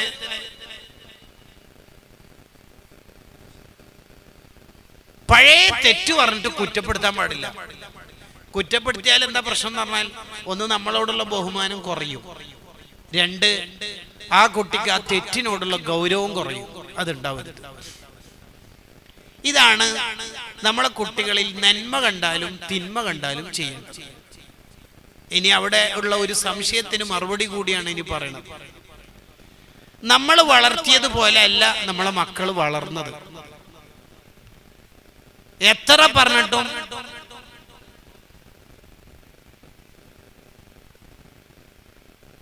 ഓ നേരത്തെ ഉണരുന്നില്ല, സുബഹിന് ഉണരുന്നില്ല. എത്ര പറഞ്ഞിട്ടും അവൻ്റെ മുടി ശരിയാക്കണില്ല. എത്ര പറഞ്ഞിട്ടും അവൻ്റെ സോഷ്യൽ മീഡിയ ഉപയോഗം കുറയുന്നില്ല. ആ സമയത്തൊന്നും നമ്മളെ കുട്ടികളെ ശപിക്കാൻ പാടില്ല, നന്നാവില്ല എന്ന് പറയരുത്. ഉപ്പാൻ്റെ ഉമ്മാൻ്റെ ദുആ വേഗം സ്വീകരിക്കും. നമ്മുടെ ദുആഇന്റെ കാരണം കൊണ്ട് കുട്ടികൾ കഷ്ടപ്പെടാൻ പാടില്ല. എൻ്റെ മോൻ നന്നാകുമെന്ന പ്രതീക്ഷയാണ് നമുക്ക് എപ്പോഴും ഉണ്ടാവേണ്ടത്. ചിലപ്പോൾ ചില കുരുത്തക്കേടൊക്കെ ചെറുപ്പക്കാരികൾക്കൊക്കെ ഉണ്ടായേക്കാം. ആ സമയത്ത് നമ്മൾ വീട്ടിൽ നിന്ന് പിള്ളേരെ പുറത്താക്കരുത്. ഞാൻ അങ്ങനത്തെ ഒരു മോളെ പ്രസവിച്ചിട്ടില്ല, മോനെ പ്രസവിച്ചിട്ടില്ല എന്നൊന്നും ഉമ്മ പറയരുത്. നീ എൻ്റെ മോനല്ല, നീ ഒരിക്കലും നന്നാവൂല എന്നൊന്നും പറയാൻ പാടില്ല. അത് അറിവില്ലാത്ത വാപ്പമാർ ഉമ്മമാർ ചെയ്യുന്നതാണെന്ന് ഹുസ്നു തനബ്ബുഹ് എന്ന കിതാബിൽ കാണാം. മറിച്ച് എന്താ ചെയ്യേണ്ടത്? ആ കുട്ടികൾ നന്നാവാൻ വേണ്ടി നമ്മൾ എപ്പോഴും ദ്വാരക്കണം. അവര് നന്നാകുമെന്ന പ്രതീക്ഷ നമുക്ക് എപ്പോഴും ഉണ്ടാവണം. ഏത് തമ്മാടിത്തത്തിൽ ജീവിച്ച ആളും നന്നായി എന്ന് മാത്രമല്ല, സൂഫിയാക്കളായ കഥകൾ, ചരിത്രങ്ങൾ നമുക്കറിയില്ലേ? എത്ര ആൾക്കാരുണ്ട്. വഴികൊള്ളക്കാരുടെ തലവരായി ജീവിച്ച ആൾ സൂഫിയായിട്ടില്ലേ? തന്റെ ശരീരം ബാക്കിയുള്ളവർക്ക് ആകർഷിക്കും വിധത്തിൽ വസ്ത്രം ധരിച്ചും മറ്റൊക്കെ ജീവിച്ച ആൾ വലിയ മഹതിയായ ചരിത്രം കിതാബിലില്ലേ? ഉണ്ട്. ആരും നന്നാവും.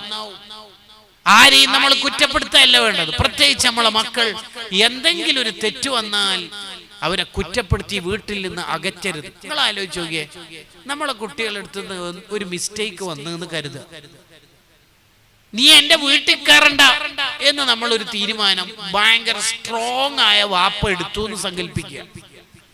ഈ കുട്ടിക്ക് എന്തെങ്കിലും എനിക്ക് നന്നാവണം, എനിക്ക് അവനെ വേണ്ട, എനിക്ക് എൻ്റെ ഉപ്പാന്റെ ഉമ്മാന്റെ കൂടെ തന്നെ ജീവിക്കണം, എനിക്ക് ആഖിറം വിജയിക്കണം എന്ന് തൗബയുടെ മനസ്സ് തോന്നിയാൽ ആ കുട്ടി എവിടത്തേക്ക് അതിന് വരിക? നിങ്ങൾ ഡോറ് ക്ലോസ് ചെയ്തില്ലേ? അള്ളാഹുവിന്റെ തൗബയുടെ വാതിൽ തുറന്നു കിടക്കുമ്പോഴും നമ്മൾ ഈ പൂട്ടിയിടാൻ നമ്മൾ ആരാ?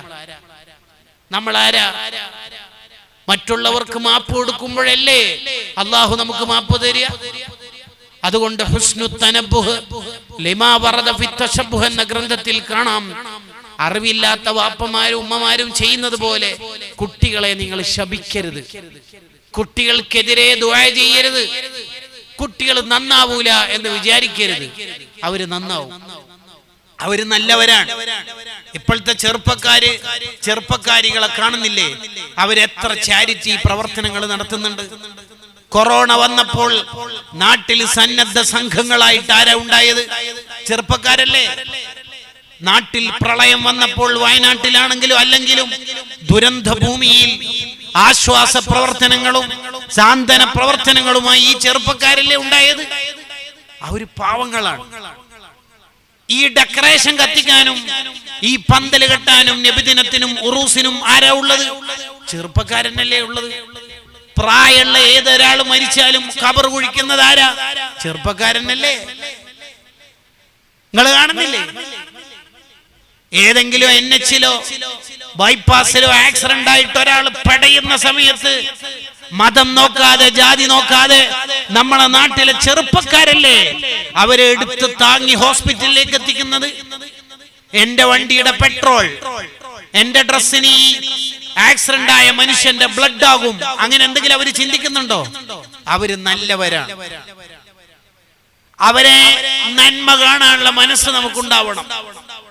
നീണ്ടു നിൽക്കുന്ന മുടിയുടെ കുട്ടിയോട് തോളത്തൊന്ന് കൈവച്ചിട്ട് മോൻ എന്തിനാ ഇങ്ങനെ മുടി നീട്ടണത്? ഉസ്താദ് പറയാണ് മോന്റെ മുടി കുറച്ചൊന്ന് മുറിക്കണം, നാളെ ഉസ്താദിനൊരു ഫോട്ടോ എടുത്ത് അയക്കണം. ഓക്കെ, എത്ര കുട്ടികൾ അങ്ങനെ മുടി മുറിച്ചിട്ട് അയക്കാറുണ്ട്. ഇപ്പോഴത്തെ കുട്ടികൾക്കുള്ളൊരു പ്രശ്നം എന്ന് വെച്ചാൽ അവരുടെ തോളത്ത് കൈവക്കാൻ ആരും ഇല്ല എന്നുള്ളതാണ്. അവരെ കുറ്റപ്പെടുത്തൽ മാത്രമാണ് നമ്മുടെ നാട്ടിൽ പലപ്പോഴും നടക്കുന്നത്. അവരുടെ തോളത്ത് കൈവക്കാൻ ആരും. നിങ്ങൾ ഏത് തെറ്റ് ചെയ്യുന്ന കുട്ടീൻ്റെ ഈ തോളത്തൊന്ന് കൈവച്ച് കവിൾത്തടത്തിൽ ഒരു നുള്ളക്ക് ഇങ്ങനെ കൊടുത്ത്, എന്താ മോനെ റാത്തല്ലേ, ഒന്ന് മുസാഫത്തൊക്കെ ചെയ്ത് നോക്കിയേ, ആ കുട്ടിക്ക് എത്ര മാറ്റം ഉണ്ടാവും. നമ്മൾ കുട്ടികളെ അകറ്റി നിർത്തരുത്. നമ്മളെ മക്കൾ എന്തൊക്കെ നന്മകൾ ചെയ്യുന്നുണ്ട്. ഞാനൊക്കെ പണ്ടൊക്കെ ചെമ്മണി വിളക്കിലാണ് പഠിച്ചത്. അന്ന് ഈ CFL ഇല്ലല്ലോ, അന്ന് ആ വിളക്കന്നെ ഉള്ളൂ അല്ലേ. അന്ന് ഐഫോൺ ഉണ്ടെങ്കിൽ നമ്മ ഉപയോഗിക്കൂലേ? ഉപയോഗിക്കും ഇല്ലേ? ഉപയോഗിക്കും. അപ്പൊ പറഞ്ഞു വന്നത്, കുട്ടികളിൽ ഒരു തെറ്റ് കണ്ടാൽ അവരെ അകറ്റി നിർത്തുന്നതിന് പകരം അവരെ ചേർത്ത് പിടിച്ച് അവരുടെ തെറ്റ് സോഫ്റ്റ് ആയ രീതിയിൽ തിരുത്തി കൊടുക്കണം. അള്ളാഹു നമ്മളെ മക്കളെ സ്വാലിഹീങ്ങളാക്കട്ടെ. ഞാൻ ദീർഘിപ്പിക്കണില്ല. നമ്മളെ മക്കള് നന്നാവാനുള്ള രണ്ടാമത്തെ ഒരു വഴി, ചെറിയ പ്രായത്തിൽ തന്നെ കുട്ടികൾക്ക് സ്വാലിഹീങ്ങളുടെ ചരിത്രം പറഞ്ഞു കൊടുക്കണം. ചെറിയ പ്രായത്തിൽ ഉമ്മമാർ കുട്ടികളെ കൂടെ ഇരുത്തുക, എന്നിട്ട് പറഞ്ഞു കൊടുക്കുക. മോനിക്ക് മൊഹിയുദ്ദീൻ ശൈഖിനെ അറിയോ? ഒരു കഥ പറഞ്ഞേ. ഇത് ഖാജാ തങ്ങളുടെ മാസമല്ലേ, റജബല്ലേ? ഒരു കഥ പറഞ്ഞു കൊടുക്കുക. ഗസാലി ഇമാം റളിയല്ലാഹു അൻഹു അതിന് കാരണം പറയണത് ലിയൻഅരിസ ഫീഹി ഹുബ്ബസ് സ്വാലിഹീൻ. കുട്ടികളെ മനസ്സിൽ ചെറുപ്പത്തിൽ തന്നെ സ്വാലിഹീങ്ങളോടുള്ള സ്നേഹം ഉണ്ടാവണം. നേരത്തെ തങ്ങൾ പറഞ്ഞ പോലെ ഈ കർണാടക ഏരിയയിൽ പരിപാടികൾക്കൊക്കെ വന്നാൽ പലപ്പോഴുള്ള ഒരു അനുഭവം എന്ന് പറഞ്ഞാൽ ചെറുപ്പക്കാർക്കൊക്കെ ആലിമീങ്ങളോടും ഉസ്താദുമാരോടും തങ്ങന്മാരോടും എന്തൊരു ബഹുമാനം എന്നറിയാം അവർക്ക്.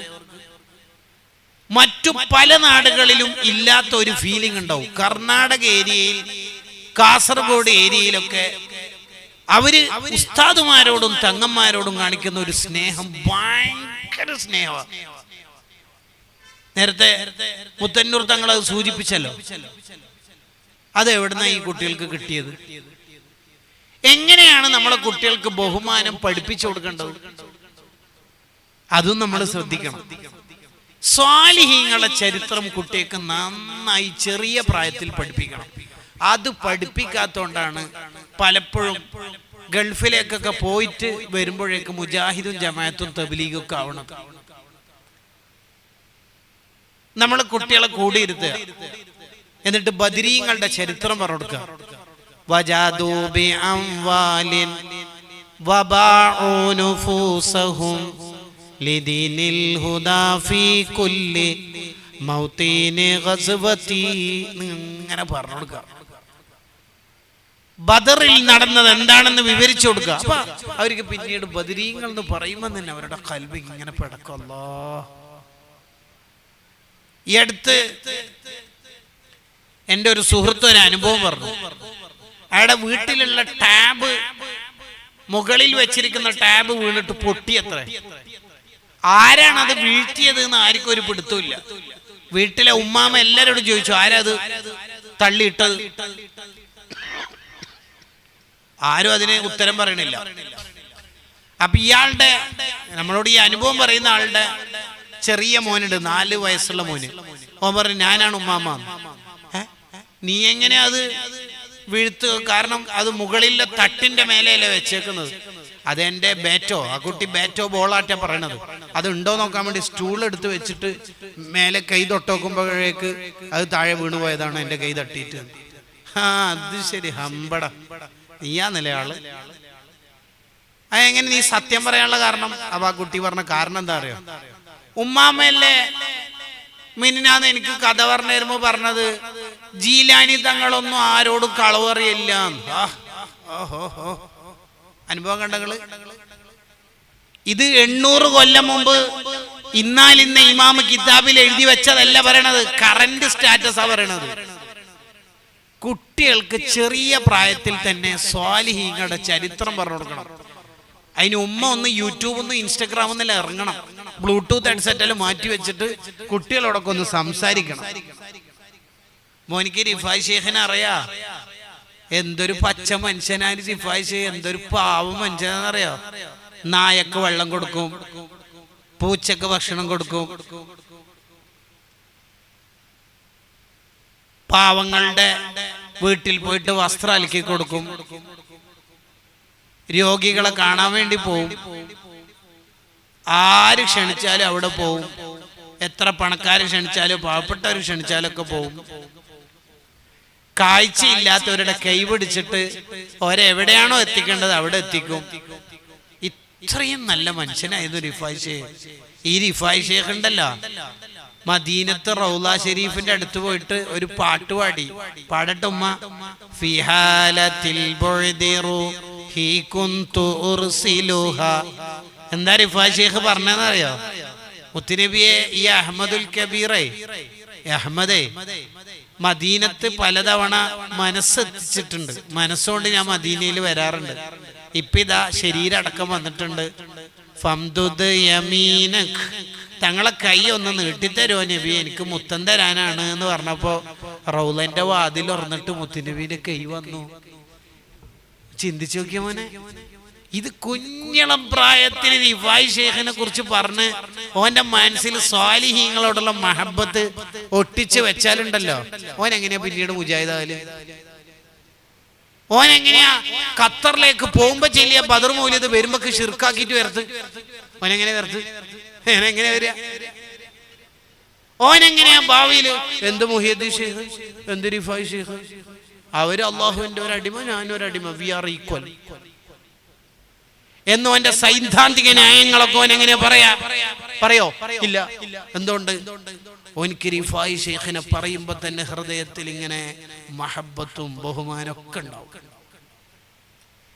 ചെറിയ പ്രായത്തിൽ കുട്ടികളോട് സ്വാലിഹീങ്ങളുടെ കഥകൾ പറഞ്ഞു കൊടുക്കാൻ ഉമ്മമാര് സമയം കണ്ടെത്തണം.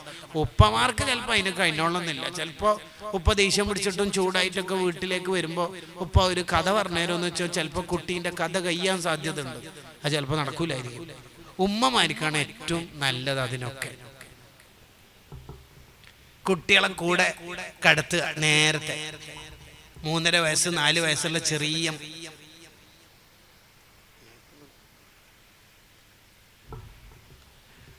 ചെറിയ പ്രായത്തിലുള്ള 3.5 വയസ്സ് 4 വയസ്സുള്ള കുട്ടിനെ കൂടെ കടത്തുക. എന്നിട്ട് ഉമ്മ പറഞ്ഞു കൊടുക്കുക, മോൻക്ക് ഇന്നൊരു കഥ പറഞ്ഞു തരട്ടെ ഉമ്മ. പറയട്ടെ. ഉറങ്ങാൻ നേരത്ത് ചൊല്ലേണ്ട ദിക്റൊക്കെ ചൊല്ലുക. ബിസ്മിക അല്ലാഹുമ്മ അഹ്യാ വഅമൂത് അല്ലാഹുമ്മ സ്വല്ലി അലാ സയ്യിദിനാ മുഹമ്മദ്. ഒരു കഥ പറഞ്ഞാലേ എന്തെല്ലാം ആ സമയത്ത് കുട്ടിയൊക്കെ പറഞ്ഞു കൊടുക്കുക. നിങ്ങൾ ഈ ആലാക്കിന്റെ ഫോണൊന്ന് മാറ്റി വെക്കണം. ഉമ്മമാരെ, നിങ്ങൾക്ക് സ്വർഗം വാങ്ങാൻ നിങ്ങളുടെ ബെഡിലുള്ള ആ ചെറിയ മോൻ തന്നെ മതി. ആ ഒറ്റ കുട്ടിനെ കൊണ്ട് നമുക്ക് സ്വർഗം വാങ്ങാൻ പറ്റും. ഇന്നല്ലെങ്കിൽ നാളെ നമ്മൾ മരിച്ച് ഖബർ എന്ന മണ്ണറയിലേക്ക് പോയാൽ നമ്മുടെ ഖബർ മണിയറയാക്കി തരാൻ പറ്റുന്ന മക്കളായിരിക്കണം നമ്മളെ മക്കൾ. അതിന് ഉമ്മമാര് അതിനൊക്കെ സമയം കണ്ടെത്തണം. യൂട്യൂബിൽ നിന്ന് ഇൻസ്റ്റയിൽ നിന്നൊക്കെ നമ്മളൊന്ന് ഇറങ്ങുക. എന്നിട്ട് പച്ചയായ ജീവിതത്തിലേക്ക് എത്തുക. കുട്ടികൾക്ക് കഥ പറഞ്ഞു. ഇന്ന് വലിയ കഥ പറയണോ ചെറിയ കഥ പറയണോ? കുട്ടികൾ പറയും വലിയ കഥ. കേട്ട കഥ പറയണോ? ഓൾഡ് പഴയത് കുറെ കേട്ട കഥ വേണോ? പുതിയ കഥ വേണോ? പുതിയ കഥ. ഇന്ന് എന്നെ ഫുള്ള് പറഞ്ഞു തരണോ? അല്ല ഇന്ന് പകുതി നാളെ പകുതി? ഉമ്മ കഥ പറയും ഉമ്മ. അപ്പൊ ഓന് ഏകദേശം അറ്റൻഷനിലേക്ക് എത്തി. പറയല്ലേ? തുടങ്ങട്ടെ. പിന്നെ ഒരു മഹാനുണ്ട്. ആ മഹാന്റെ പേര് അബൂ ദുജാന റളിയല്ലാഹു അൻഹു എന്നാണ്. എല്ലാ സുബഹി നിസ്കാരം കഴിഞ്ഞിട്ടും വേഗം പള്ളിയിൽ നിന്ന് മദീനത്തെ പള്ളിയിൽ നിന്ന് പോരും. നബി സല്ലല്ലാഹു അലൈഹി വസല്ലം തങ്ങൾ ഒരു ദിവസം ചോദിച്ചു, അല്ല അബൂ ദുജാന, ഈ എന്താ പള്ളിയിൽ നിസ്കാരത്തിന് ശേഷമുള്ള കാര്യങ്ങൾക്കൊന്നും ഇരിക്കാത്തത്? അപ്പൊ അബൂ ദുജാനങ്ങൾ പറയാ, എൻ്റെ വീട്ടിലെ മക്കളൊക്കെ പട്ടിണിയിലായിട്ട് ഉറങ്ങുന്നവരാണ്. രാത്രി അപ്പുറത്തെ വീട്ടിലെ ഈന്തപ്പന മരത്തിൽ നിന്ന് കാറ്റടിക്കുമ്പോൾ ഈത്തപ്പഴം എൻ്റെ വീട്ടിൻ്റെ പറമ്പിലേക്ക് മുറ്റത്തേക്ക് വീഴും. അവരതെടുത്ത് തിന്നാലോ എന്ന് പേടിച്ചിട്ട് വേഗം അതെടുത്ത് അപ്പുറത്തെ വീട്ടിലേക്ക് തന്നെ ഇട്ടു കൊടുക്കാൻ വേണ്ടി പോവുകയാണ്. എന്താണല്ലേ, നമ്മൾ വേറൊരാളുടെയും സാധനം തിന്നാൻ പാടില്ല അല്ലേ? അല്ലേ? എത്ര വിശന്നാലും വേറൊരാളെ സാധനം തിന്നാൻ പറ്റോ? ഇല്ല. ഏതെങ്കിലും ഒരു ഷോപ്പിൽ പോയിട്ട് അടുത്ത മിഠായി എടുത്ത് തിന്നാൻ പറ്റോ? ഇല്ല. സമ്മതം ഇല്ലാതെ നമ്മൾ ഒരാളുടെ സാധനം എടുക്കാൻ പറ്റോ? ഇല്ല.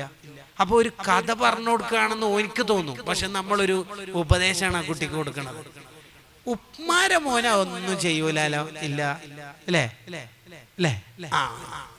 ഇങ്ങനെ നമ്മളെ കുട്ടിയൊക്കെ ഓരോ ദിവസം എന്തൊക്കെ പറ. അതിന് പെണ്ണുങ്ങളാദ്യം കഥ ഉള്ള ആളാണോ? കോളേജിന്റെ മുറ്റത്തുനിന്ന് കണ്ണടിയും മിസ്സടിയിലൂടെയും കെട്ടിയ പെണ്ണാണെങ്കിൽ ഈ പെണ്ണിന് എന്ത് കഥ?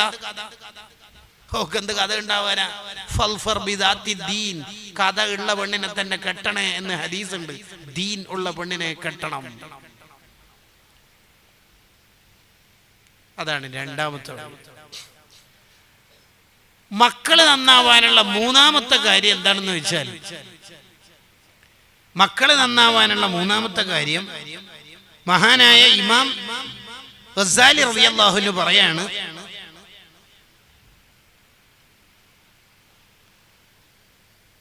ബഹുമാനിക്കപ്പെടേണ്ടവരോടുള്ള ബഹുമാനം ചെറിയ പ്രായത്തിൽ തന്നെ കുട്ടിക്ക് പഠിപ്പിച്ചു കൊടുക്കണം. മോനെ പഠിപ്പിച്ച ഉസ്താദല്ലേ അത്? അതെ. പിന്നെ മോനെന്താ ഉസ്താദിന്റെ മുമ്പിൽ നടക്കണത്? മോന്റെ ബയോളജിയുടെ സാറല്ലേ അത്? അതെ. മോനെന്താ സാറെ വേറെല്ലാം ചൂട്ടിയിട്ട് സംസാരിക്കണത്? അങ്ങനെ പറ്റൂ? നമ്മൾക്ക് പഠിപ്പിച്ച നാളല്ലേ. ഇനി ചെയ്യരുത് കേട്ടോ. നബി സല്ലല്ലാഹു അലൈഹി വസല്ലം തങ്ങൾ ഒരു കുട്ടിനോട് ഉപദേശം കണ്ടില്ലേ, വാപ്പാന്റെ മുമ്പിൽ നടക്കരുത്. കണ്ടോ മോനെ, വാപ്പാന്റെ മുമ്പിൽ നടക്കാൻ പാടില്ല, എപ്പോഴും വാപ്പാന്റെ ബേക്കിലാണ്. ജ്യേഷ്ഠന്മാരോടുള്ള ബഹുമാനം പഠിപ്പിച്ചു കൊടുക്കണം. നിന്റെ മൂത്താളല്ലേ അത്, നീ എന്താ അവനെ വിളിച്ചത് ഏടാന്നോ? ഇനി വിളിക്കോ? തിരുത്തി കൊടുക്കുക. ഉമ്മ എന്നെ പറയാണ്, അവര് വലിയ പ്രായ വ്യത്യാസമൊന്നുമില്ല, ആകെ 2 കൊല്ലത്തെ വ്യത്യാസമുള്ളൂ. 2 കൊല്ലത്തെ വ്യത്യാസം എന്ന് പറഞ്ഞ വ്യത്യാസമല്ലേ? കിതാബിൽ കാണാൻ ഒരു ചരിത്രം, ഒരു ജ്യേഷ്ഠനും ഒരു അനുജനും പ്രായം വ്യത്യാസമൊന്നുമില്ല, ഇരട്ടകളാണ് അവര്. ഒരാള് ജനിച്ചു, അടുത്ത ആള് ജനിച്ചു, അത്രയും ചെറിയ സെക്കൻഡുകളുടെ വ്യത്യാസമേ ഉള്ളൂ. എന്നിട്ടും രണ്ടാമത് വന്ന കുട്ടിയെ കുറിച്ച് ചരിത്രത്തിൽ കാണാം, ഒരു കാലത്ത് പോലും ജസ്റ്റ് 4-5 സെക്കൻഡ് മുന്നേ ആദ്യം വന്ന ആളുടെ ഒന്നിച്ചു പോലും അവരുടെ ജീവിതത്തിൽ നടന്നിട്ടില്ല. എപ്പോഴും ബേക്കിലേ നടക്കുള്ളൂ. എന്താ കാരണം? ഉമ്മ പഠിപ്പിച്ചു കൊടുത്ത അദബാണത്. അദബില്ലാത്തതാണ് നമ്മളെ കുട്ടികളെ പ്രശ്നം. ബഹുമാനിക്കപ്പെടേണ്ട ആരെല്ലാം ഉണ്ടോ അവരോടൊക്കെ ബഹുമാനം കാണിച്ചു കൊടുക്കണം നമ്മള്. മോനെ, അവിടെ ഖുർആനില്ലേ, പിന്നെന്താ കാല് നീട്ടിയിട്ടിരിക്കുന്നത്? കണ്ടാ, അതൊരു 2 വട്ടം പറഞ്ഞാൽ തന്നെ നമുക്ക് എങ്ങനെയാ മൗലിദ് ഈത്താവിനോടും ഖുർആനോടൊക്കെ ബഹുമാനം വന്നത്? എന്തോ തിയറി പഠിച്ചിട്ടാ? അല്ല. ഇബ്നു ഹജർ തങ്ങളുടെ അൽ ഇലാം ബി ഖവാത്തിൽ ഇസ്ലാം എന്ന ഗ്രന്ഥത്തിൽ നിന്ന് ഖുർആനിലേക്ക് നേരെ ഖുർആനെ നിന്ദിച്ച് കാല് നീട്ടിയാൽ ഇസ്ലാം ഒന്ന് പുറത്തു എന്നുള്ള രിദ്ദത്തിന്റെ അധ്യായം പഠിച്ചിട്ടാണോ നമ്മൾ കാല് നീട്ടാത്തത്? അല്ല, പിന്നെന്താ? അത് ഉമ്മയും ഉപ്പയും പഠിപ്പിച്ചെന്നതാ നമുക്ക് ചെറുപ്പത്തിൽ. ഏതാ പ്രായത്തിൽ നിന്നൊന്നും നമുക്ക് ഓർമ്മയില്ല. അതാണ് അതിന്റെ കാരണം. ഒരു തലയണന്റെ മേലെ മൗലിദിന്റെ സദസ്സിൽ മൗലിദ് കിതാബുണ്ട്, നമ്മൾ അത് ഇങ്ങനെ കാലെടുത്ത് വെച്ചിട്ട് അതിലൂടെ നടക്കുമോ? ഇല്ല. എന്താ കാരണം? എന്താ കാരണം വെച്ചാൽ അതന്നെ കാരണം. അപ്പൊ കുട്ടികൾക്ക് ബഹുമാനം പഠിപ്പിച്ചു കൊടുക്കണം. ഉപ്പാനോടുള്ള ബഹുമാനം ഉമ്മ പഠിപ്പിച്ചു കൊടുക്കണം. ഉമ്മാനോടുള്ള ബഹുമാനം ഉപ്പ പഠിപ്പിച്ചു കൊടുക്കണം.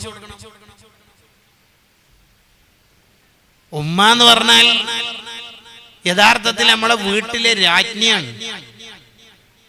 സുബ്ഹാനല്ലാഹ്. നമ്മൾ ജീവിതത്തിൽ ഏത് തെറ്റ് ചെയ്താലും ഒരുപക്ഷെ അതിന്റെ ശിക്ഷയൊക്കെ ആഖിറത്തിലേക്ക് മാറ്റി വെക്കുമായിരിക്കും. ഉപ്പാനും ഉമ്മാനും ഏതെങ്കിലും തരത്തിൽ നമ്മൾ വേദനിപ്പിച്ചാൽ അതിന്റെ ശിക്ഷ ദുനിയാവിൽ നിന്ന് തന്നെ കിട്ടി ഇങ്ങനെ തുടങ്ങും. നമ്മളെ ഉമ്മനെ നമ്മളെല്ലാം ബഹുമാനിക്കണം. ഉമ്മാക്ക് കൊടുക്കുന്ന സ്വതക്ക ബാക്കിയുള്ളവർക്ക് കൊടുക്കുന്ന സ്വതക്കന്റെ കൂലി അല്ല. 1,00,000 ഇരട്ടി പ്രതിഫലം കിട്ടും ഉപ്പക്കും ഉമ്മാക്കും കൊടുത്താൽ. നമ്മുടെ ഒരു സുഹൃത്തിന് കൊടുക്കുന്ന അതേ കൂലിയല്ല ഉമ്മക്ക് കൊടുത്താൽ കിട്ടുന്ന കൂലി. പ്രായമാവും തോറും അവർക്ക് ആരോഗ്യം കുറയും, അവരെ നന്നായി പരിഗണിക്കണം. ഭാര്യന്റെ വർത്തമാനം കേട്ടിട്ട് ഉമ്മ 2ാം നമ്പർ ആവാൻ പാടില്ല. നമ്മൾ ഇന്ന് ടോയ്ലറ്റിൽ പോയാൽ നജസ് വൃത്തിയാക്കുന്നത് നമ്മുടെ ഇടത് കൈ കൊണ്ടാണ്. എന്നാൽ നമ്മുടെ നജസും കാഷ്ടവും മൂത്രവും എല്ലാം വലത് കൈ കൊണ്ട് തൊട്ട ഒരു മനുഷ്യൻ ഈ ഭൂമിയിലുണ്ടെങ്കിൽ അത് നമ്മളെ ഉമ്മയായിരിക്കും. പമ്പേഴ്സൊക്കെ ഇന്നലെ വന്നല്ലോ. നമ്മുടെ ഉമ്മ ആ മടിത്തട്ടിൽ എത്ര നമ്മൾ മൂത്രമൊഴിച്ചിട്ടുണ്ടാകും, ആ മുലക്കണ്ണിയിൽ നമ്മൾ എത്ര കടിച്ച് വേദനിപ്പിച്ചിട്ടുണ്ടാകും. നമുക്ക് പനി വന്നാൽ, നമുക്ക് അസുഖം വന്നാൽ ഉമ്മാക്ക് ആ രാത്രി ഉറക്കം ഇല്ല. ഉമ്മ എനിക്ക് വിശക്കുന്നുണ്ട് എന്ന് പറഞ്ഞ് വീട്ടിൽ കയറിയാൽ ഉമ്മാന്റെ വിശപ്പ് മുഴുവനും ഉമ്മ മറന്നുപോകും. കൂട്ടുകാരെ, നമ്മുടെ കാരണം കൊണ്ട് ഉമ്മാന്റെ ഹൃദയം വേദനിക്കരുത്. ഓനിക്കോ എന്റെ ഭാര്യനല്ലേ വേണ്ടു, ഓനിക്ക് എന്നെ വേണ്ടല്ലോ എന്നൊരു ഘട്ടത്തിൽ നമ്മളെ കുറിച്ച് തോന്നിപ്പോയാൽ നമ്മുടെ ദുനിയാവും ആഖിറും കേടുവരും, പരാജയപ്പെട്ടു പോകും. അങ്ങനെ സംഭവിച്ചുകൂടാ. സുന്നത്ത് നിസ്കാരത്തിൽ ഉമ്മ നമ്മളെ വിളിച്ചു, ഉത്തരം നൽകിയില്ലെങ്കിൽ ഉമ്മാക്ക് പ്രയാസമാവുന്ന കണ്ടാൽ നിസ്കാരം, സുന്നത്ത് നിസ്കാരം അവിടുന്ന് കൈ ഇളക്കിയിട്ട് പോകണം എന്ന് പറയാൻ കാരണം എന്താണ്? ഉമ്മാനോടുള്ള കടപ്പാട് തീർത്താൽ തീരാത്ത കടപ്പാടുണ്ട്. അതാണ് ഉമർ ഇബ്നുൽ ഖത്താബ് റളിയല്ലാഹു അൻഹുവിനോട് ഒരാൾ ചോദിച്ചല്ലോ, ഉമർ തങ്ങളെ, ഞാൻ എൻ്റെ ഉമ്മാക്ക് എല്ലാവിധ ഖിദ്മത്തും എടുക്കുന്നുണ്ട്, എല്ലാവിധ ഖിദ്മത്തും എടുക്കുന്നുണ്ട്. ഉമ്മ കിടത്തത്തിലാണ്, ഉമ്മാന്റെ നജസ് മുഴുവനും ഞാൻ വൃത്തിയാക്കുന്നുണ്ട്, ഒരു പ്രശ്നം എനിക്കില്ല. എനിക്കൊന്നേ അറിയേണ്ടതുള്ളൂ, ഉമ്മാനോടുള്ള കടപ്പാട് നിർവഹിച്ച മകനായി എന്നെ അള്ളാഹു സ്വീകരിക്കുവോ? ഉമ്മാനോടുള്ള കടപ്പാട് പൂർത്തിയായോ? ഉമർ റളിയല്ലാഹു അൻഹു പറഞ്ഞു, ഇല്ല, പൂർത്തിയായിട്ടില്ല. എന്തേ കാരണം? നിന്റെ ഉമ്മ കിടത്തത്തിലായി, ബെഡിൽ തന്നെ കാഷ്ടിക്കാനും മൂത്രയിക്കാനുമായപ്പോൾ അത് മുഴുവനും നീ വൃത്തിയാക്കുന്നു, നല്ല കാര്യം, ശരി തന്നെ. എന്നാൽ അതൊക്കെ നീ വൃത്തിയാക്കുമ്പോ കരുതുന്നെന്താ? ഉമ്മ മരിക്കുന്നവരല്ലേ ഇത് ചെയ്യണ്ടുള്ളൂ എന്നല്ലേ? അല്ലേ? അതെ. ഉമ്മാനെ ഹോസ്പിറ്റലിൽ കൊണ്ടുപോയി ചികിത്സിച്ച് കുറെ ഫണ്ട് ചെലവായ മോനെന്താ ചിന്തിക്കണത്? ഉമ്മ മരിക്കുന്നവരല്ലേ ഇത് ചെയ്യണ്ടുള്ളൂ. അതുകൊണ്ടല്ലേ പല സ്ഥലത്തുനിന്നും നമ്മൾ പേപ്പറിൽ കൊടുത്തേക്കുന്ന തന്നെ ഉമ്മ കുറെ കാലമായി ഹോസ്പിറ്റലിലാണ്, സലാമത്തിന് വേണ്ടി ദ്വാരക്കണമെന്ന്. അതിന്റെ ബ്രാക്കറ്റിൽ എന്താ അർത്ഥം? മരിക്കാണെങ്കിൽ മരിച്ചോട്ട്, പൈസ കുറെ ചെലവായല്ലോ. ഉമർ റളിയല്ലാഹു അൻഹു പറയാ, നീ ഇപ്പൊ ഉമ്മാക്ക് സേവനം ചെയ്യുമ്പോ നിന്റെ മനസ്സിലുള്ളത് എന്താടോ? ഉമ്മ മരിക്കണം എന്നുള്ള ആഗ്രഹം അല്ലേ? നിന്റെ ചെറുപ്പത്തിൽ ഉമ്മാന്റെ മടിത്തട്ടിൽ കാഷ്ടിച്ച് മൂത്രമൊഴിച്ച് എല്ലാം നിന്റെ ഉമ്മ വൃത്തിയാക്കുമ്പോൾ ഉമ്മ ആഗ്രഹിച്ചെന്താ? നീ വളരണം, വലുതാവണം, എന്റെ മോൻ ഉഷാറാവണം. നീ ഇപ്പൊ ആഗ്രഹിക്കുന്ന എന്താ?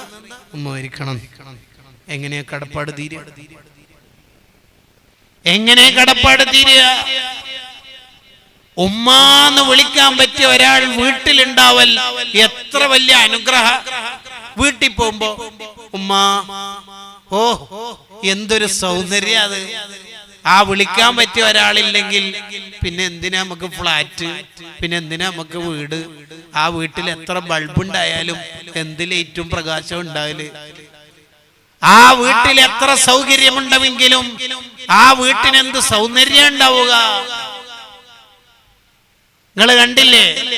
എന്തെങ്കിലൊക്കെ പ്രയാസം വരുമ്പോ നമുക്ക് പരാതി പറയാനും വിഷമം പറയാനും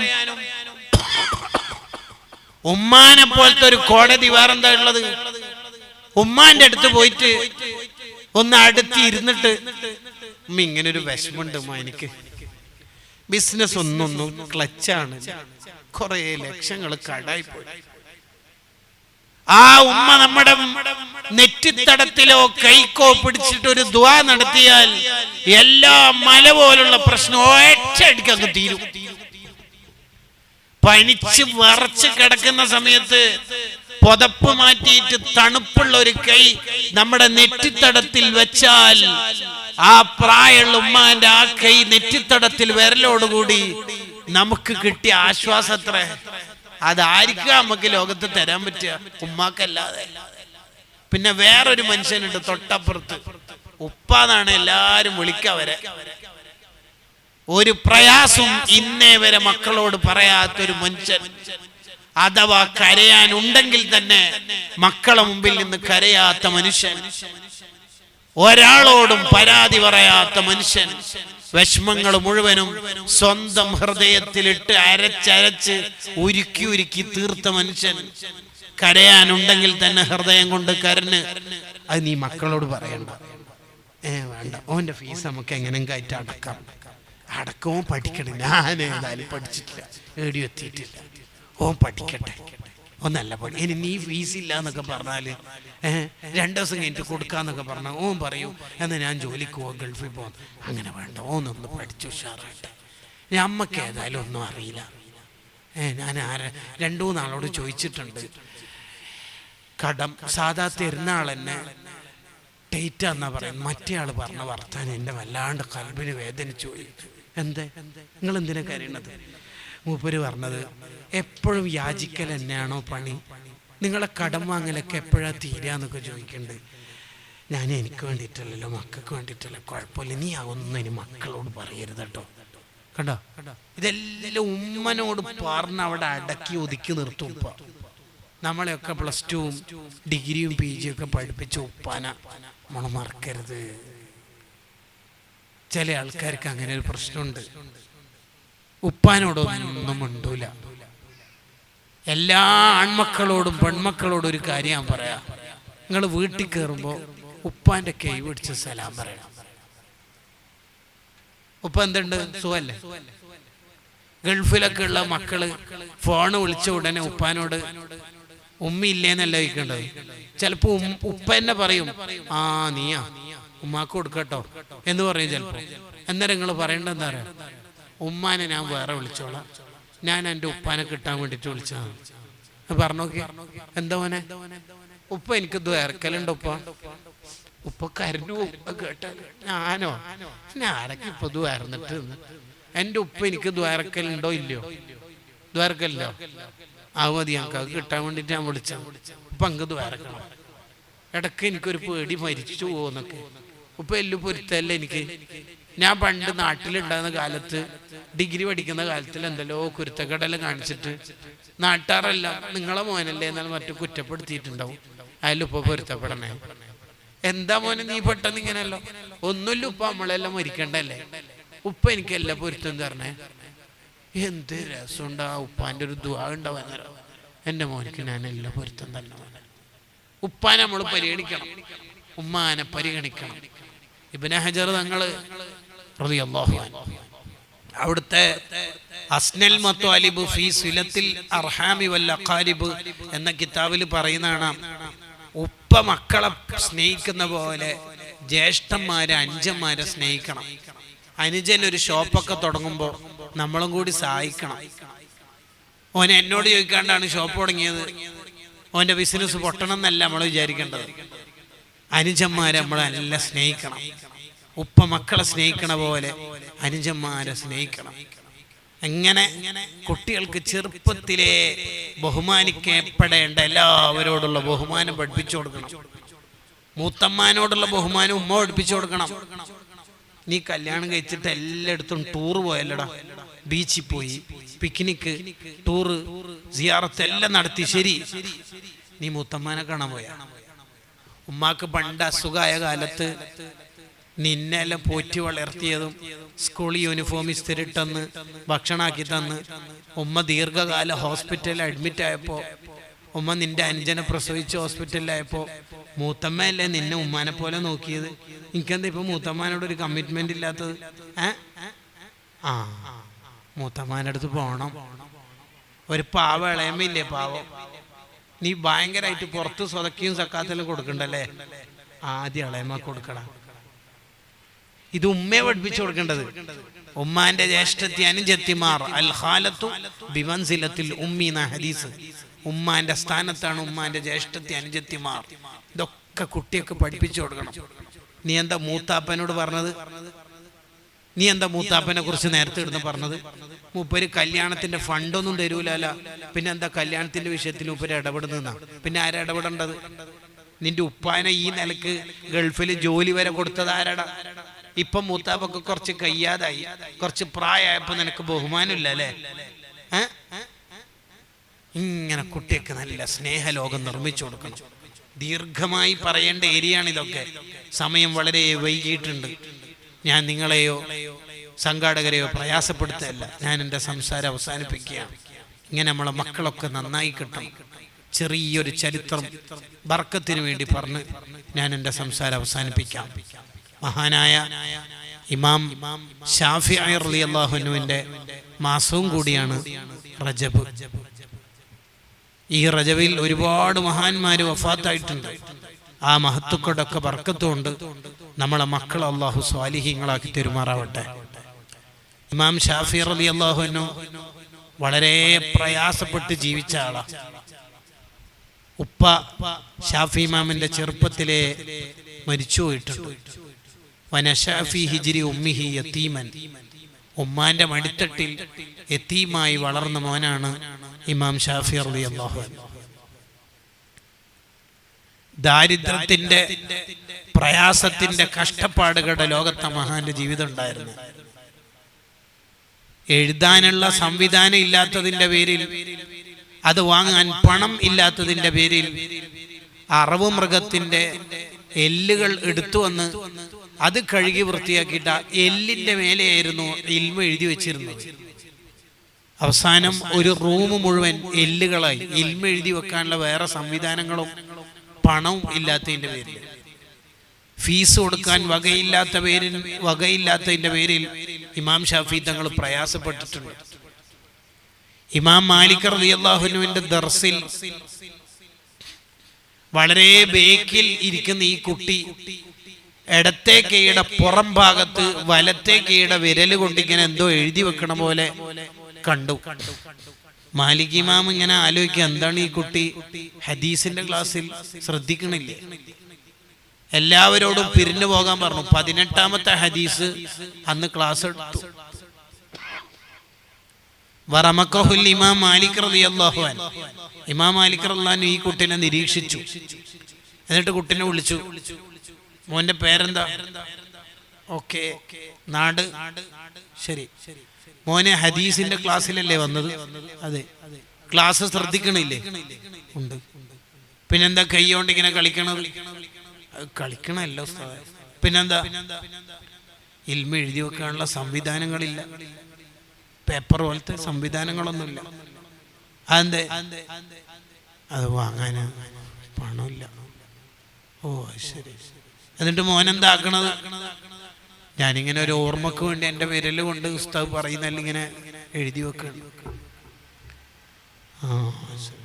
അങ്ങനെ എഴുതി വെച്ച മോനിക്ക് ഓർമ്മ ഉണ്ടാവും. ഉസ്താദ് ഇന്ന് 18 ഹദീസല്ലേ എടുത്തത്? അതെ. അത് സനദടക്കം ഉസ്താദ് മുതൽ ഉസ്താദിന്റെ ഉസ്താദ്, ഉസ്താദിന്റെ ഉസ്താദിന്റെ ഉസ്താദ്, അവരുടെ ഉസ്താദ്, അവരുടെ ഉസ്താദായ നബി സല്ലല്ലാഹു അലൈഹി വസല്ലം, അത്ര ഉസ്താദുമാരെ ഓരോ ഹദീസിന്റെ സനദ് പറയട്ടെ. പറഞ്ഞട്ടെ. ഹദ്ദസന ഉസ്താദ് മാലിക് അൻ നാഫിഅൻ അൻ ഇബ്നു ഉമറ അൻ നബി സല്ലല്ലാഹു അലൈഹി വസല്ലം ഖാൽ. 18 ഹദീസ് ഇങ്ങനെ പറഞ്ഞപ്പോൾ മാലിക് ഇമാമിന് ഭയങ്കര സന്തോഷമായി. ഈ മോനെ വിളിച്ച് കുറേ ദ്വാരുന്നു. മോനിക്ക് നല്ല ഭാവിയുണ്ടെന്ന് പ്രവചിക്കുകയും ചെയ്തു. ആ ഇമാം ഷാഫി റളിയല്ലാഹു അൻഹു വലിയ ആലിമായി. അപ്പോൾ ആരോ കൊടുത്ത വലിയൊരു ഹദിയ, ദിർഹം, ദീനാറുകളൊക്കെ ഉണ്ടാവുമല്ലോ, പണത്തിന്റെ ഒരു കിറ്റും കിഴി എടുത്തിട്ട് ഇങ്ങനെ വീട്ടിലേക്ക് വരുമ്പോ ദാരിദ്ര്യത്തിന്റെ തീച്ചൂളയിൽ ജീവിക്കുന്ന ഉമ്മ മോന്റെ കയ്യിൽ പണത്തിന്റെ സഞ്ചി കണ്ടപ്പം പറഞ്ഞ വാക്കെന്ന് അറിയോ? മോനെ, നമ്മളൊന്നും ഇല്ലായ്മയിൽ ജീവിക്കുന്ന ആളല്ലേ, അങ്ങനല്ലേ മോന് പഠിക്കാൻ ഇറങ്ങിപ്പോയി പഠിച്ച് വളർന്ന് വലുതായത്. പിന്നെന്തിനാ മോന് പണവും പൈസയും പത്രാസൊക്കെ ആയിട്ട് വീട്ടിൽ കയറുന്നത്? അതാർക്കെങ്കിലും പാവപ്പെട്ടവർക്ക് കൊടുത്തിട്ട് ഇറങ്ങിപ്പോയ വെറും കൈയോടെ എന്നെ വീട്ടിലേക്ക് വരി, അതൊന്നും നമുക്ക് വേണ്ട മോനെ. എന്നിട്ട് ഈ മോൻ എന്തായത്? ആലിമു ഖുറൈശിൻ യംലഉ തിബാഖൽ അർളി ഇൽമാ. ലോകത്തിലെ മുഴുവൻ ഏരിയയിലേക്കും വിവരം എത്തിക്കുന്ന ആലിമീങ്ങളുടെ ഉസ്താദായ ഇമാം ഷാഫി റളിയല്ലാഹു അൻഹു ഇത്രമേൽ വളർന്നു വരുന്നിടത്ത് ഏറ്റവും വലിയ പങ്ക് വഹിച്ച ഒരാൾ അവിടുത്തെ ഉമ്മയാണ്. കോടിക്കണക്കിന് മനുഷ്യന്മാർ നിർവഹിക്കുന്ന ഹജ്ജിന്റെയും സക്കാത്തിന്റെയും നിസ്കാരത്തിന്റെയും നോമ്പിന്റെയും കൂലി മിസ്റിലെ, ഈജിപ്തിലെ ഇമാം ഷാഫി റളിയല്ലാഹുവിന്റെ ഖബറിലേക്ക് എത്തുമ്പോൾ ആ മോനെ വളർത്തിയ ഉമ്മ ചിത്രത്തിലില്ല, ചരിത്രത്തിന്റെ ലോകത്ത് അറിയപ്പെട്ട മഹതിയായി കിടക്കുന്നു. തന്റെ മകനെ കൊണ്ട് എത്ര കൂലിയ ആ ഉമ്മാന്റെ ഖബറിലേക്ക് എത്തുന്നുണ്ടാവുക. പ്രിയപ്പെട്ട ഉമ്മമാരെ, നമുക്കങ്ങനെ വീട്ടിന്റെ അകത്തളത്തിൽ നിന്ന് ലോകം നിർമ്മിക്കുന്ന ആലിമിനെ നിർമ്മിക്കാൻ പറ്റണം. അതിന് മക്കൾ നന്നായി ദീൻ പഠിക്കണം. ഈ നാട്ടിലും നമ്മുടെ നാടുകളിലെല്ലാം ദർസുകൾ ഉണ്ടാവണം. അതാ വേണ്ടത്. നേരത്തെ തങ്ങൾ സൂചിപ്പിച്ച പോലെ ഓരോ ഉറൂസ് പരിപാടിയിലും നമ്മൾ ചെലവഴിക്കുന്ന വലിയ വലിയ സംഖ്യകളുണ്ട്. ആ സംഖ്യകൾ ആവശ്യത്തിന് മാത്രം ഉപയോഗിക്കുകയും 2 കിലോമീറ്റർ ഡെക്കറേഷൻ കത്തിച്ചിട്ടില്ലെങ്കിൽ കുഴപ്പമൊന്നുമില്ല, കുറച്ചൊന്ന് കുറച്ചാലൊന്നും പ്രശ്നമൊന്നുമില്ല, വയലിന്റെ പ്രൗഢി കുറയൂല. ആ പണം കൊണ്ട് നമുക്ക് ഒരു ദർസ് ഇവിടെ നിർമ്മിക്കാൻ ഒരു മുദരിസിനെ നിശ്ചയിച്ചാൽ അൽഹംദുലില്ലാഹ്, നമ്മുടെ ഏവരുടെയും വീടുകളിലേക്ക് മുത്തഅല്ലിമീങ്ങൾ കടന്നു വന്നാൽ അൽഹംദുലില്ലാഹ്, വലിയ വലിയ ആലിമീങ്ങൾ പഠിക്കുന്ന കാലത്ത് കഴിച്ച ഭക്ഷണം നമ്മുടെ അധ്വാനത്തിന്റെയും വിയർപ്പിന്റെയും ഫലമായിട്ടാണെങ്കിൽ അവര് ദർസ് നടത്തുന്നതിന്റെ കൂലി നമുക്കാണ്. ആ ആലിമീങ്ങളുടെ ശഫാഅത്ത് കൊണ്ട് നമുക്ക് സ്വർഗത്തിലെത്താൻ പറ്റും. നമ്മുടെ മക്കളിൽ ഒരാളെങ്കിലും ഒരു ആലിമായിട്ടുണ്ടാവണം. ആ സഖാഫിയായ മോന്, നമ്മുടെ മകൻ വളർന്ന് വളർന്ന് വലിയ മുദരിസായി വരുമ്പോൾ, നമ്മൾ ഇന്നല്ലെങ്കിൽ നാളെ മരിച്ചു കഴിയുമ്പോൾ നമ്മുടെ മയ്യത്ത് കട്ടിലിന്റെ 4 ഭാഗത്തും വെള്ള വസ്ത്രധാരികളായ ആലിമീങ്ങളായിരിക്കും ഉണ്ടാവുക. എന്തായിരിക്കും ആ യാത്രയപ്പിന്റെ സന്തോഷം?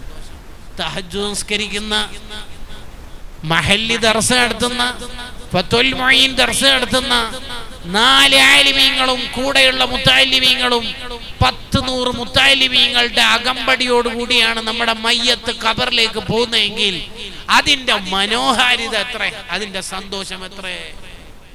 നിലവിൽ നമുക്കുള്ള മക്കളിൽ 6 പേരിൽ 6 ആൾ എന്തൊക്കെ? BDS, PharmD, MLT, CA, CMA, MBBS. ഈ മക്കൾക്ക് എത്ര പേർക്ക് ഇഖ്ലാബ്, ഇദ്ഗാം, ഇഖ്ഫാ, ഇദ്ഗാമും ബിലാഉൻ ഇൽഹാർ ഇതൊക്കെ അറിയാം? നമ്മൾ മരിച്ചാൽ ചിലപ്പോൾ ഹാജിയാരായതുകൊണ്ട്, പള്ളിയുടെ ഭാരവാഹി ആയതുകൊണ്ട്, പള്ളി കമ്മിറ്റിയിൽ അംഗമായതുകൊണ്ട് ഒരു പക്ഷേ നമ്മുടെ മയ്യത്ത് നിസ്കാരത്തിന് നേതൃത്വം നൽകാൻ വലിയ ഉസ്താദുമാരോ പള്ളിയിലെ ഖാദിയോ അല്ലെങ്കിൽ ഖത്തീബോ മുദരിസോ മുഖരി ഉസ്താദോ മദ്രസ മുഅല്ലിമോ ഉണ്ടാവാം. ശരി, എന്നാലും ഇമാം അല്ലെങ്കിലും ബേക്കിൽ നിസ്കരിക്കുന്ന നമ്മളെ മോന്റെ നിസ്കാരം ഫാത്തിഹ തെറ്റാണെങ്കിലോ, 65 കൊല്ലം ഈ ഭൂമിയിൽ ജീവിച്ചിട്ട് ഉമ്മ, ഉപ്പ, ഹജ്ജുമ്മ, ഹാജിയാരെ നിങ്ങൾ ആലോചിക്കുകയെ, നമ്മൾ 6 മക്കൾക്ക് ഫാത്തിഹ മര്യാദയ്ക്ക് അറിയില്ലെങ്കിൽ ഈ 65 കൊല്ലം നഷ്ടമായി പോലെ. ഇത്രയും കൊല്ലം നടത്തിയ കച്ചവടം നഷ്ടമായി പോലെ. അത് പറ്റൂല. നമ്മളെ മക്കൾ നന്നായി ദീൻ പഠിക്കണം. ഈ അടുത്തൊരാളെ എന്നെ കണ്ടപ്പോൾ പറഞ്ഞു, 10-25 കൊല്ലം മുമ്പ് അയാളുടെ നാട്ടിൽ പേരോട് ഉസ്താദ് ഒരു വഅദ് വന്ന് പറഞ്ഞിട്ട് ഒരു മോനെങ്കിലും ആലിമാവണം എന്ന് പറഞ്ഞ ആ സ്പോട്ടിൽ തന്നെ ഞാൻ ചിന്തിച്ചു, എനിക്ക് 4 പെൺകുട്ടികളും 2 ആൺകുട്ടികളുമാണ്. ഉസ്താദ് ഒരാളെയാണ് പറഞ്ഞതെങ്കിൽ ഞാൻ 2 ആൺകുട്ടികളെ ആലിമീങ്ങളാക്കും. ഉസ്താദ് ഇപ്പൊ എൻ്റെ 2 മക്കളും മുദരിസുമാരാണ് എന്ന് പറഞ്ഞപ്പോൾ വലിയ സന്തോഷമായി. ഇങ്ങനെ നമ്മളെ മക്കളൊക്കെ ദീനിന്റെ അഹ്ലുകാരാണ്, ഇൽമിന്റെ അഹ്ലുകാരാണ്. ആലിമീങ്ങളായി എന്നതുകൊണ്ട് ഭൗതിക വിദ്യാഭ്യാസത്തിന് ഒരു കുറവ് ഇപ്പൊ ഉണ്ടാവില്ല. LLB-ക്കാരായ സഖാഫിമാരില്ലേ, ഡോക്ടർമാരായ നൂറാനിമാരെ നമ്മൾ കണ്ടിട്ടില്ലേ? ജാമിയ മദീനത്തുന്നൂർന്ന് പുറത്തിറങ്ങിയ ഡോക്ടർമാർ ഹക്കീം അസ്ഹരി ഉസ്താദിന്റെ മുമ്പിൽ സ്റ്റെതസ്കോപ്പും കഴുത്തിൽ തൂക്കിയിട്ട് നൂറാനികളായ ആലിമീങ്ങളാണ് നിൽക്കുന്നത്. LLB-ക്കാരുടെ നടുവട്ടത്തിൽ പുഞ്ചിരി തൂകിയ സുൽത്താനുൽ മുസ്താദിനെ കണ്ടിട്ടില്ലേ? ഏത് ഡിഗ്രിയും PGയും നമുക്ക് എടുക്കാം. മക്കളെ ആലിമീങ്ങളാക്കുക, ദുനിയാവും ആഖിറവും നമുക്ക് വിജയിക്കാം. അല്ലാഹു നമ്മളെ മക്കളെ സ്വാലിഹീങ്ങളാക്കി തരട്ടെ. അൽഹംദുലില്ലാഹി അൽഹംദുലില്ലാഹി റബ്ബിൽ ആലമീൻ ഹംദൻ യുവാഫി നിഅമഹു വയുകാഫി മസീദ. അല്ലാഹുമ്മ സ്വല്ലി അലാ സയ്യിദിനാ മുഹമ്മദിൻ വഅലാ ആലി സയ്യിദിനാ മുഹമ്മദ്. അല്ലാഹുവേ, നമ്മുടെ മജ്ലിസ് നീ സ്വീകരിക്കണേ റഹ്മാനെ. നമ്മുടെ ജീവിതത്തിൽ വന്നുപോയ എല്ലാ തെറ്റുകുറ്റങ്ങളും നീ പുറത്തു തരണേ റഹ്മാനെ. ഈ പരിപാടിക്ക് വേണ്ടി സഹകരിച്ച ചെറുതും വലുതുമായ സംഭാവനകൾ നൽകിയ എല്ലാവർക്കും നീ സ്വർഗം നൽകണേ റഹ്മാനെ. ഇന്ന് സുഭിക്ഷമായ ഭക്ഷണങ്ങൾ ഒരുക്കിയ വീട്ടുകാർ, വരും ദിവസങ്ങളിൽ ഉസ്താദുമാർക്കും സംഘാടകർക്കും സൗകര്യങ്ങൾ ഒരുക്കുന്നവർ എല്ലാവർക്കും നീ സ്വർഗത്തിൽ പകരം നൽകണേ റഹ്മാനെ. അള്ളാഹുവെ, നമ്മുടെ മക്കളെയൊക്കെ സ്വാലിഹീങ്ങളാക്കണേ അള്ളാഹ്. ലക്ഷങ്ങൾ ഹോസ്പിറ്റലിൽ കൊടുക്കേണ്ട ഒരു രോഗവും നമുക്കാർക്കും നൽകല്ല റഹ്മാനെ. ഈ പാതിരാത്രി വരെ ഇവിടെ ഒരുമിച്ച് കൂടിയ മുഅ്മിനാത്തുകൾക്ക് നീ ബർക്കത്ത് ചെയ്യണേ റഹ്മാനെ. അള്ളാഹുവെ, നമ്മുടെ ജീവിതത്തിൽ വന്നുപോയ എല്ലാ തെറ്റുകുറ്റങ്ങളും പുറത്തു തന്ന് നല്ല ജീവിതത്തിൻ്റെ അഹ്ലുകാരായി നമ്മളെ സ്വീകരിക്കണേ റഹ്മാനെ. അവസാനം മരിക്കുന്ന സമയത്ത് കാമിലായ ഈമാനോടെ ലാ ഇലാഹ ഇല്ലല്ലാഹ് ചൊല്ലി മൗത്താക്കണേ റഹ്മാനെ. ബിഫളലി സ്വല്ലല്ലാഹു അലാ മുഹമ്മദ് സല്ലല്ലാഹു അലാ മുഹമ്മദ് സല്ലല്ലാഹു അലൈഹി വസല്ലം. അല്ലാഹുമ്മ സ്വല്ലി അലാ നിങ്ങളെല്ലാം ദുആയിലുണ്ടാവണം. അസ്സലാമു അലൈക്കും വറഹ്മത്തുള്ളാഹി വബറകാതുഹു.